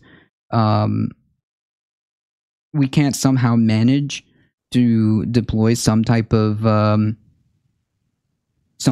universal healthcare systems. To piggyback off of that, unfortunately, my belief is we actually cannot manage that. We need like a complete dismantling of the insurance company system and the pharmaceutical company system for that to happen. Right. And and you understand politics way more than I do, and I know that for a fact. What would that take? Like, what would it take to do something like dismantling insurance company system and dismantling the power the pharmaceutical companies have? That is a huge effort. I think it honestly begins with getting people organized, getting people aware of the situation, and try to make sure that when we speak to people is just have that messaging on point and be like, hey, you know, this affects you, right? Like your healthcare isn't being taken away, and you're not paying for anybody else's healthcare. You're paying taxes for you. Yeah. Like you work so hard. You work 40 hours a week and you pay taxes to the government. Shouldn't you get something out of it? We need to reorganize. It's not about you know, just trying to like play politics or anything like that. It's just like, hey, can we reorganize our priorities? I mean, we're seeing it live. We need some type of healthcare system, a universal type of healthcare system, you know? Yeah, and you know, and the answer to like why it's a big problem, and I think this from just my perspective, is the money. You know, anytime any push has been made to try to have universal health care, guess who provides the biggest pushback? Are doctors and healthcare practitioners in the healthcare field who don't want to make 30,000 or 40,000, whatever the fuck, less per year when they already make 200,000 plus or more. Yeah, and like it's funny. There's also a lot of misinfo, or I don't know, misinfo or propaganda. I don't know if one of those words is the right word. From health insurance companies themselves. There was a CEO who retired, or who left the pharmaceutical industry, or not pharmaceutical industry. I'm sorry, the healthcare insurance industry. And they were like, yeah, this was all like a lie to dismantle like any movement to go, you know, any movement to go into universal healthcare system. It's like, it's crazy to me. Yeah, I mean, guys, we shouldn't have to live in a country where on TV we have advertisements for medications. That is extremely unethical. And nowhere does this really happen. This doesn't happen anywhere else, really. No. It just doesn't. Like, well, just to get this real quick thing in, if that's okay, Carlos. The reason why like there should not be advertisements is because the pharmaceutical companies know that in the course of medical care in America, it's always the patient who makes the ultimate choice. It's the patient who has, or is supposed to have, the most power. And I've had patients that select medications that are worse for them and go against what we tell them and make us give them those medications, like just because they qualify to have those medications clinically. Right, because and I've they seen saw that it on TV. Not only that, it's like sometimes it's also a matter of like, hey, the insurance company will be like, look, bro, we actually can't cover that. We can cover this one though, and it's like, no, but the doctor said this, you know. No, that on that side too. Yeah, exactly. Yeah, so, and you know who wins in the end? It's not the doctors. No. Yeah. Targets in my chat says, well, for the pharmaceutical companies, either they should be forced to lower prices or they should stop getting taxpayer money. Yeah, I mean, pharmaceutical companies should not be publicly traded entities. If they're getting taxpayer money. Yeah, exactly. Yeah, no, something definitely has to be done about like the prices of prescription drugs and stuff like that. Clearly, like this whole like healthcare thing is like completely like messed up, and it goes to show like this if there's any like, I guess, weird silver lining under this, is that it really exposes the problems with the healthcare, the problems with the healthcare industry, and the lack of, you know, I mean, this, to be honest, if you don't have money, if you don't have the money, or if you don't have like some like god tier insurance, you're screwed. If you lose your job and your job is the one that's holding your health insurance, your very health hostage, which for most people it is. Right, me included. You're screwed. You're screwed. What are you gonna do? Yeah, I mean, and some of the other streamers I've talked about, for those of you who might know, some of them don't have health insurance, and they live in that exact fear every single day, especially during the pandemic. That if they get the virus and need treatment, they can't afford it at all. Right, and like that's a monumental problem. There's because from the economic perspective, it's like it's just a nightmare. It's just a nightmare. Like if you don't have a healthy workforce or a healthy population, like what do you think is going to happen? And like and the fact that like okay, yeah, you can get treatment. Nobody's going to deny you treatment. You're just going to have a lifetime of debt. Like what is that gonna do? Like I had a viewer who's a regular here who comes in fairly regularly, almost all the time, who just for a fractured leg was like $25,000 just for like a standard fractured leg. It's like standard procedure. You broke your leg, you just get the cast and like that's it. $25,000. And I'm telling you, that's low for that. Yeah, probably because they gave him a little bit of subsidies from the government, but he probably got help somewhere. But that's insane. Like nobody should be paying $25,000 for a broken leg. Like we have our priorities so backwards. It's wild. Yeah, and here's why for people who like don't really understand this, here's why it's important what we're discussing. And I'm going to refer back to that patient I talked about before that came to the hospital for coronavirus and survived and got an $800,000 bill, okay? They don't have insurance. They never will in their situation. What's going to happen is their bill will then go to collections and be sold off to a collections company. And then for the rest of their lives, their wages will be garnished. They and their family will be harassed. If they die, the debt goes on with their families. It's a never-ending cycle. It doesn't just affect the person that the bill goes to, too. Right. It's fucked. Exactly. Like that's what I'm saying. Like from an economic perspective, it's just a nightmare. Like it's just this is like unacceptable, unsustainable, and even now we have the capability of moving towards a some type of universal healthcare system.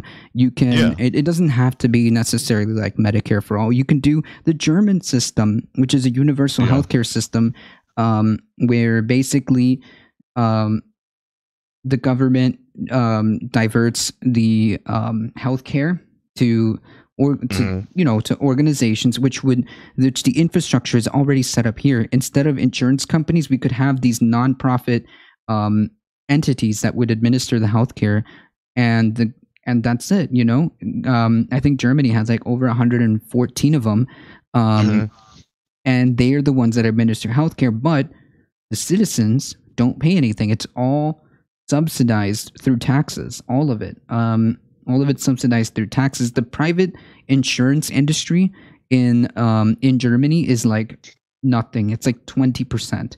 So the overwhelming majority of healthcare is already administered by a government paid programs. So like, and it's top tier. Like Germany is like definitely in the top 10 for healthcare. No, for sure. Yeah. I mean, I've been there too. And even as a tourist, when I got food poisoning, I was able to go to the fucking hospital and not have a bill. That's wild. I mean, like, imagine, like, and this is all possible because, like, there's no reason logically as to why none of it can be, like, applied here. Like, none of it could be upscaled. It's all about money, man. It really is. And, like, the fact that, honestly, to your question, like, how do we begin to address some of these issues? I think that eliminating or highly regulating. I mean, to me, I think it's just like toxic. Is this lobbying?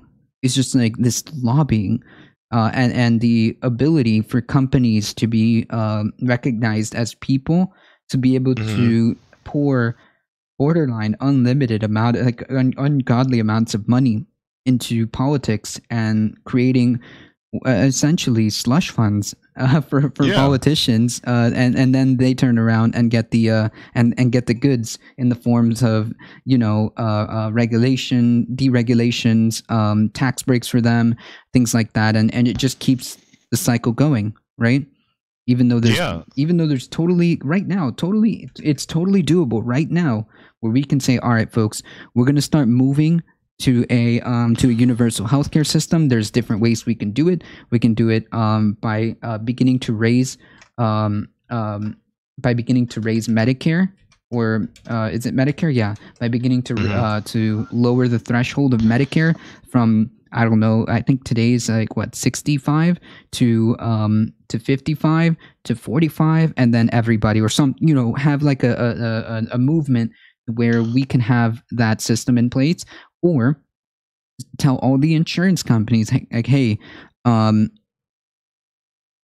only way you're going to survive is as nonprofits, in the sense that I don't mean literally nonprofits, because I know there's technically, from the business side, a nonprofit there can be some weird stuff going on there. But like, what I mean is actually literally they cannot make profits, and you guys will just be administrators of healthcare. Like, that's it. That's your job. Yeah. We can do it that way. I mean, I don't know.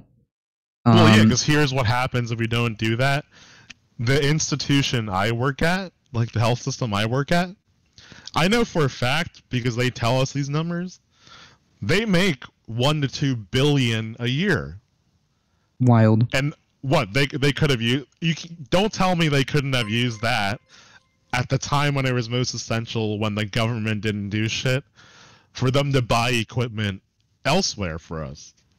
For them to give us hazard pay, for them to give us, the security to feel like, okay, we're here to serve the community, but we still have a fallback in case we get sick. Right, and like, the problem with I have the best health insurance in the country right now, and I'm still paying for my own COVID tests that are required for my work. Right. Oh my goodness. So basically, yeah, I mean, this place has the this place has the best healthcare system in the world, if you can pay for it. Yeah. Right. So it's like that, but that shouldn't be, right? That it just shouldn't be. I can't fit it in my head. And like, again, economically speaking, it's just not viable when you have a private system. When it comes to like health insurance, it's just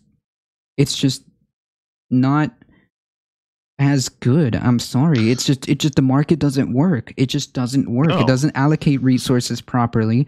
You have a lot of market failures, including inelastic demand, asymmetric information, things like that. So it's just like, you don't have the capabilities of taking healthcare, of handling healthcare with a market. I'm sorry, with a private market. Yeah, I mean, then let me tell you how that's related. In terms of my fucking perspective, is we have patients in our system that, because they have a high level or the best health insurance, they get labeled VIPs in our system. What? And we are told to treat them better than any other patient. Yeah, they get priority scheduling, they got priority operating room times, they got priority treatments. That's fucked, guys. Yeah, no kidding. No kidding. How the hell is that ethical, Targets? It's not fucking ethical. That's why I'm on Twitch now talking about it. Well, yeah, and like, it shouldn't be. Like, there's no need for it. There's absolutely no reason why. There needs to be a middleman in between me and my healthcare. And like it's so messed up because like right now, if right now, which my company can totally do, be like, hey, I don't know what to tell you, bro, but we gotta let you go. That's it. I'm done, folks. I can't like my healthcare I have is gone. It's done. It's done. It's over. I have to either rush and pay for my own healthcare, which cool. I just got laid off. How am I supposed to do that?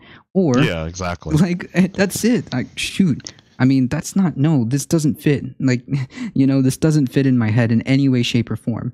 No way. Yeah, and, it's a predatory system. Yeah, and like me, I'm sure there's millions, and to think that like people are okay with this is like it's just showing that whatever propaganda or misinformation or whatever is done beautifully to destroy any action to try to get healthcare. Unfortunately. Yeah, I mean, like, and what's even more fucked is like piggybacking off of that. So our system has seen celebrities before, and we've been asked to come in on weekends to see them off hours. A celebrity should not be treated any different than a normal layperson as far as healthcare is concerned. Right, but they have the money. So exactly. Of course they see how screwed No, exactly. It's fucked. Oh my god. It's like, yeah, of course. That's why I said like, oh yeah, this is the best healthcare system in the planet if you can pay for it. Yeah, and I still remember that day we treated a celebrity and we were all asked to come in and we weren't paid extra for that coming in over the weekend. So Targets has a great question. Is there anything that could be done to lower COVID spread in prisons? They seem like the perfect storm of conditions. So I'm going to address this by bringing up the ICE detention centers as well. So the prisons, and correct me if I'm wrong, Carlos, prisons in America are all private companies too, right? There are, I don't know if all of them are, but I know that there's definitely private prisons. Some of them are private? Yes, you can definitely say, wait, actually, we can look it up. But yes, I know for sure. Okay. And, because they're private, they are subject to their own regulations. So I guarantee you there's a lot of prisons out there where they do not give a shit about COVID, especially because even before COVID, there's a lot of abuse from the guards to inmates. Oh, you were an officer for the state of Indiana. Okay, so I guess some prisons are government run and some prisons are private. Yeah. It's mixed. So I know that for sure. It's definitely mixed. And it is wild to me because like I imagine that what it comes down to, if it's a private prison, it's like, well, can we afford the risk? How bad are we going to get sued? Are we going to get sued? Yeah. No? What's the chances of us losing, or what's the chances of us just paying out a lawsuit and being done with it than actually having to deal with this? These are literal questions that they ask. Yeah, and going off of that, let's address, and I'm sorry for people who were at my stream yesterday who've heard this already, let's address the ICE detention centers again, which are their own makeshift prisons. Yeah. Where the people there, not only are they getting hysterectomies without consent, they're also getting guards and administration people there that don't give a shit about COVID, that don't wear masks around detained people that are all crammed together like hundreds of people in a room. Right, and like, and because they're private, so I guess again the question is, how bad is it going to get for us? Are we going to suffer any like potential consequences? No? All right. Nothing to do here. Or how much is it going to cost us to make a lawsuit go away if it does get found out? Like, you know what I mean? These are actual like legitimate questions that I believe that happen there, just because like there are actuaries and people who assess risk and determine that, well, if X amount of cases happen, then, like there are legitimately people that do this. And yeah, what's happening at these places is like completely 100% unacceptable. Unacceptable. In California, They were having, because they depend so much on prison firefighters, they were having a problem during the wildfires because a lot of the prisoners were getting sick. And like imagine relying on prison labor. First of all, imagine relying on prison labor for your fire resources, for your emergency services when it comes to firefighting. And then when this pandemic hit, they were having an issue because a lot of them got sick. I mean, this is just wild. So I think like the moral of this story is like stop with this anti-science stuff. And please just listen to the healthcare professionals. That's the real moral of the story. Because these are very real stories that, you know, the one that you were talking about, I actually found the headline and actually posted it in chat. Oh, really? Yeah, exactly. Yeah, I mean, stop. Okay, this is like a very real problem. And in order for us to get through this, we're gonna have to work together. Okay, in order for us to get through this, we're gonna have to work together. Where everybody, in terms of like the government has to get its act together. I'm hoping that at the very least, at the bare minimum, this incoming administration seems to accept science. So at the very least, that's refreshing. But what worries me is they haven't released any actionable step by step. No, I know. That's what I'm saying. At the very least, at the baseline, it's like, okay, at least they accept science and they're like bringing in people who are professionals and are trying to give the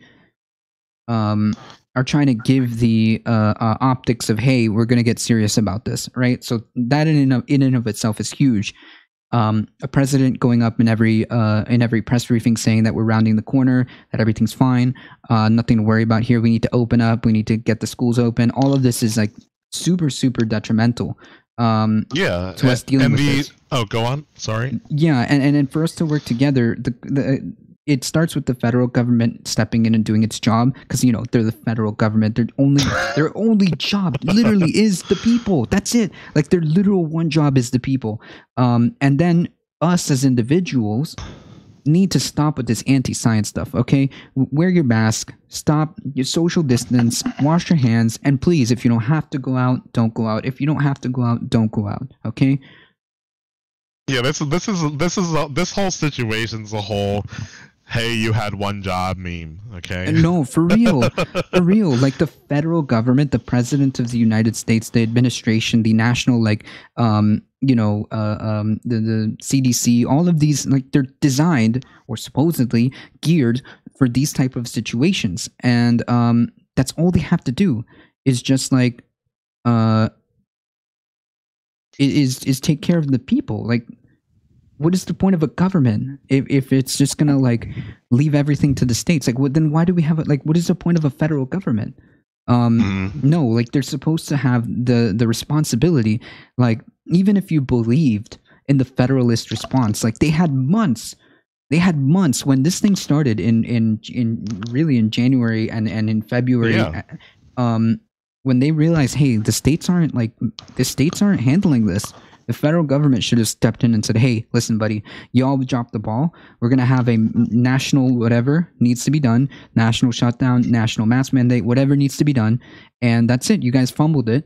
And the federal government, along with like FEMA and like whatever resources the federal government has, the CDC goes in there and does what they have to do to protect the people. Because like, but Carlos, it's my right to get my nails done whenever I want and to go to the bar whenever I want. Exactly. And like, that's why I'm saying, like, us as individuals, we have to stop. And just kind of like acknowledge that it does play a part. We have to do it. We have to wear a mask. We have to social distancing. We have to try to stay inside if we don't have to go out. Like, no, we don't need to be, and it saves you money, okay? It saves you money. You don't have to go out. You don't have to eat every weekend. You don't have to go to the bar. Like, you know, do your part. And it saves you a couple bucks in gas and in overpriced drinks. How's that? How's that for winning? Yeah, I mean, and how's that for winning, not having anyone in your family die from your negligence? Exactly. That's also pretty true. And again, all of these stories, happen across the country way too often. And I think Yeah, that I mean, oh, go on. No, yeah, go ahead. I mean, I think what I just wanted to segue into was like not only does that need to happen, and I know especially because of the audience that both of us have right now. You know, for the most part, everyone listening right now, I know you guys agree with us. However, you know what you guys need to start doing in your local communities for us to like get rid of this is ideas only have power because of the people. You know, certain politicians only have power in the end because of the people. So the biggest thing we can do for ourselves, and especially where, you know, as leftists, you guys, like, you know, the biggest thing you guys need to do is be a proponent for your beliefs, right? Right. Like, in your local community, once we start dissolving the barriers in our local community, and I know in our minds we're like, oh, okay, well, the far right, they always throw over a big brick wall. They're never going to fucking listen. Like, they're always stonewall you if you ever try to bring up any ideas or things like that. Yeah, you know, that may be true. You know, and that may especially be true over things like Twitch.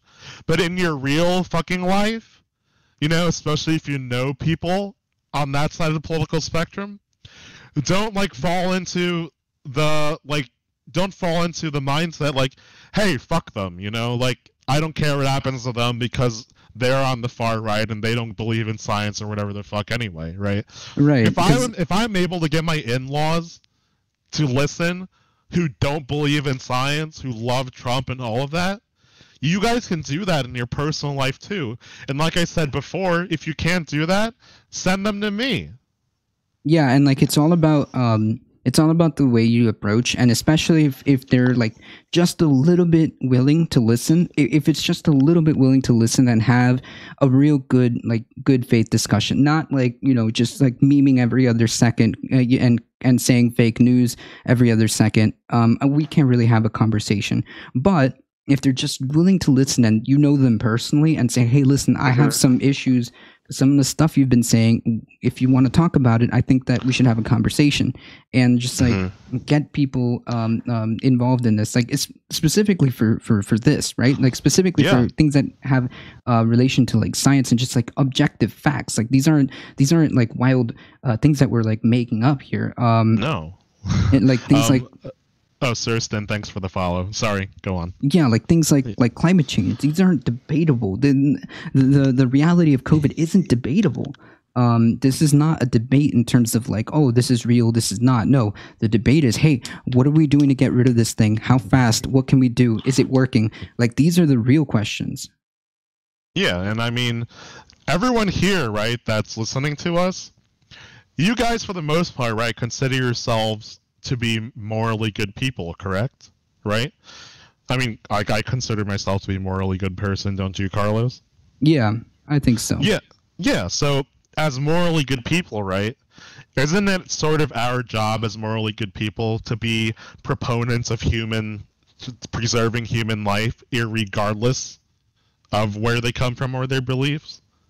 Like, behind every MAGA hat and Trump supporter, they still have people they love. They still have people that love them.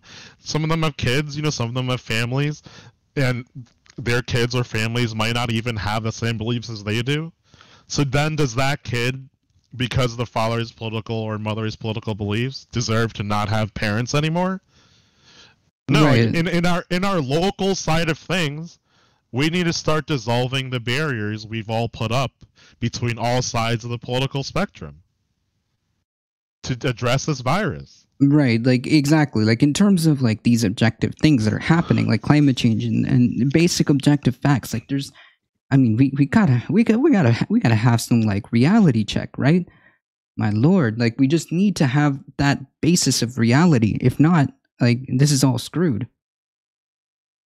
Yeah, I mean, I feel like I live in some fucking weird Inception, Matrix, whatever the fuck world. As I was saying, like this is like some bizarro world where like where if I tell you like 2 + 2 = 4, you look at me like I'm a lunatic. wait, it's like, but it does equal 4. And it's like, no, I don't know what you're talking about. Fox News told me it equaled like 3 yesterday. Wait, Yeah, what? no, You know? exactly. So yeah, I mean, it's just like being grounded in reality is like the first step, I think. And I think if we can address this not only like from government, meaning like top down, and finally get an administration that hopefully has a baseline on science and things like that. Us as from the individual point need to just be realistic with each other and be honest and say, hey, And maybe be human with each other. Yeah, and maybe there is a problem here, and 10 million cases, 200, almost like we're past 250,000. Sorry, we're about to get 250,000 deaths. Let's do our part. Let's do our part, and let's get this going. Yeah, and I'm gonna reiterate again. Anyone, everyone out there who cannot get through, you can't get through them, you guys need some help. Like I said, I will talk to anyone on or off stream, in my Discord, off my Discord, on Zoom, anything. This is how much I care about what I'm talking about, because this is what I've lived the past 8 months, guys. Yeah, and I'm sure like you with among other healthcare professionals and healthcare, the people in the front lines, I should say, probably can share or can corroborate very similar stories, because this has been a huge disaster, unfortunately, and I'm hoping that hearing it from someone who's there will just not just me, the rando on the internet. I think that like it's important that people understand the severity of this situation, and I think that that's really at the heart of what we should be talking about, and what this what this will end up being. Like, the moral of this story is, please just listen to the data, listen to the scientists, listen to the healthcare professionals, and just do your part. Yeah, and I'm not bullshitting, guys, and you know this because now things are starting to come up in the news. Just the other day, wasn't it in like North Carolina or South Carolina, where a CEO of a health system told nurses that if they tested positive, they still need to report to work? That's wild. Right? Do you remember reading that in the past couple of days? I have saw not, it on but I'm Reddit, pretty I think. I'm pretty sure we can pull that up. I mean, just yesterday's 142,856 new cases. Like, guys, this isn't child's play, you know? This isn't like us overblowing it, or a liberal conspiracy to take away your freedoms or whatever. Like, just stop. Just stop. Yeah. Please. And go on, sorry. Yeah, I'm sorry. Go ahead. Oh no, I just wanted to take a second too to like, and this is something that I'm gonna address now every day too. That came up in my stream yesterday, is all the horrors of the healthcare system we talked about. I want to remind you guys of your rights as patients, and this is to you, Carlos, too. Okay, so how hospitals work. They have like a team of 150 to 200 fucking lawyers to deal with any malpractice case. And if you don't do your homework and you don't get treated like you should be in the hospital and you sue them for malpractice, you're going to fucking lose. Oh, yeah. So how do you protect yourself, okay? Nationwide, every patient has this right. Number one, you have to go into it with the perspective that even though the doctors and nurses may care about you, the whole system does not give a shit and wants to earn as much money from you medically as possible until you die. That's number one. Yeah. Okay. Number two, however, because it is a business, and this is the only good part of healthcare being a business, we do operate on a customer's most oftentimes right standpoint.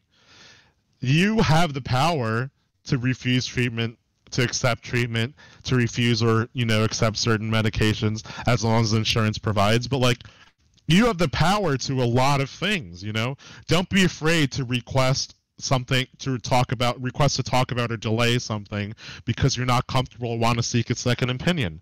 Don't be afraid about that. Number three, everyone in the nation who sees a doctor can ask for their visit to be audio recorded. Everyone. If a doctor tells you they can't, you bring it up to the administration, okay? Because that's not fucking true. Everyone can audio record their visits, and I highly recommend you do. Because one push comes... Oh, sorry. One push comes to shove, and let's say, you know, something happened where you were not treated like you should have been, both medically and morally. You actually then have the power to go up against those 150 to 200 lawyers. And usually people don't do this, and I'm reminding all of you right now. Okay? Yeah, I definitely have seen one of my really good friends is a doctor too, and yeah, like to prove medical malpractice is like borderline impossible.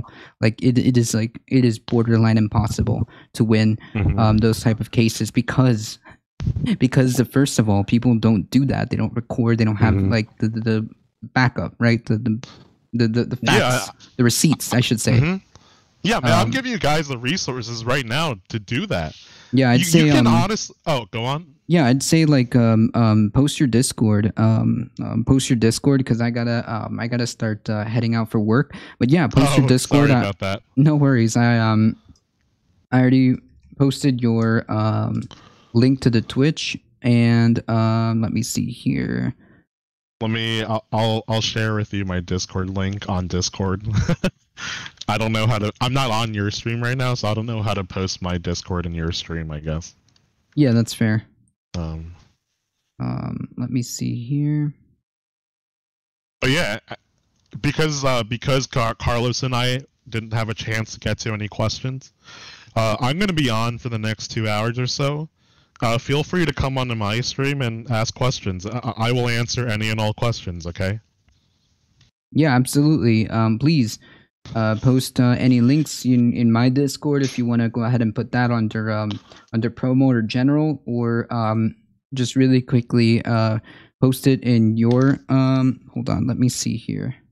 Yeah, I'm gonna get on your stream right now and yeah, you can just copy paste it there. There you go. Yeah, just copy paste it there, and yeah, if anybody has some serious questions, please feel free to go over there, and hopefully we get guys, through this. I will stay on until all questions are answered. Okay. Yeah, in fact, since I got to start like wrapping it up, any questions? Because I know I got a few at the beginning. Any questions that you guys seriously want to ask, or are curious about, or want to address, go to their Twitch or Discord and ask them, because I think that you know, you seem pretty open, and you seem pretty down to answer any questions regarding any of this. So I think that the links are there. Anybody that wants to go check it out or have questions, please check it out. The link's there, twitch.tv/roundmidnight_, and he just posted the link there. No problem, George Activist. Thank you for stopping by. Oof, man, this was a great chat. I really had fun. This is awesome. I did too. Yeah, and I'm down to come back again if you absolutely had me. Absolutely. Stupka actually had Stupka said he works in some type of pharmaceutical stuff, so I might have him on as well one day, or both of you on as well. Great. So I think that yeah, that would be great. And hopefully that could be another segment, because like a lot of the stuff that I want to do with my content now that elections are coming to an end, election season is almost done basically, it's just talk about serious issues, like independent issues, and try to have more content like that. Of course, still doing news and politics, but like have things like this, right? Have things like this. Yeah, even on my own stream, you know, I don't want to or plan on talking about COVID every time I stream too. You know, I will talk about anything. I will answer all your medical questions, not even just COVID things. You know, I plan on eventually just being able to just regularly get on and just answer questions until I get off. Cool. Yeah, that's pretty neat. Yeah, thank you. but yeah, so if you're heading off, I'm here for the next 2 hours, guys. Absolutely. Go ahead and go check them out. I just got your Discord link, so I'm going to post that one in my chat. Okay. Let me just take a moment here. Yeah, and if anyone wants to get pulled into a voice channel on stream, I can talk to them too on my Discord. That's awesome. Normally, I don't do that type of content where I do like call-ins. I rarely do, but it's interesting, and I think that you might be better for that. I don't know. I've never done it before, but yeah, I think it's pretty cool. And I'm glad that you're taking the time to do all of this. Hold on, let me see here. All right, yeah, it is about 11:20, so I am gonna start heading out. And of course, thank you so much. Thank you so much for for hanging out. And yeah, thanks for having me. It was great. Yeah, absolutely. Thank you so much, Round Midnight. Thank you guys again. If you do enjoy the content, please make sure you hit the follow button. And if you guys have a moment, just head on over to YouTube and just do a quick sub to YouTube. It really does help us with the channel. Let me go over here and start setting up the raid. In fact, guys, if you have any questions for Round Midnight, we're actually going to go ahead and just raid Round Midnight so that you can continue this conversation, and any single question that you guys have, feel free to ask. And yeah, it doesn't have to be COVID related. And we'll go ahead and just go over there. All right, folks. Once again, guys, thank you so much for hanging out here. I do stream Monday through Thursday, 9 a.m. to 11 a.m. Eastern Time, doing news and politics. And of course, if you enjoy the content, make sure you hit that follow button. Thank you guys so much. I appreciate that. And as always, please stay safe. Please take care of each other. I love you all, and I hope to see you guys in the next stream. See ya. Bye, Carlos. Hey, thank you. Let's go ahead and just go over to their channel really quickly. Midnight. Oof. Hold on, folks. Hold on, folks. We're Round Midnight. Jesus, I can't get this right. Don't worry, folks. We're getting the raid ready. Round Midnight _ All right, folks. Let's head on over there and continue that conversation. I probably will be in chat just hanging out between a couple of streams, so I'll probably hop in, bounce around in different streams. Thank you guys so much, and let's give Round Midnight some ADifficultTruth love. Let's go for it.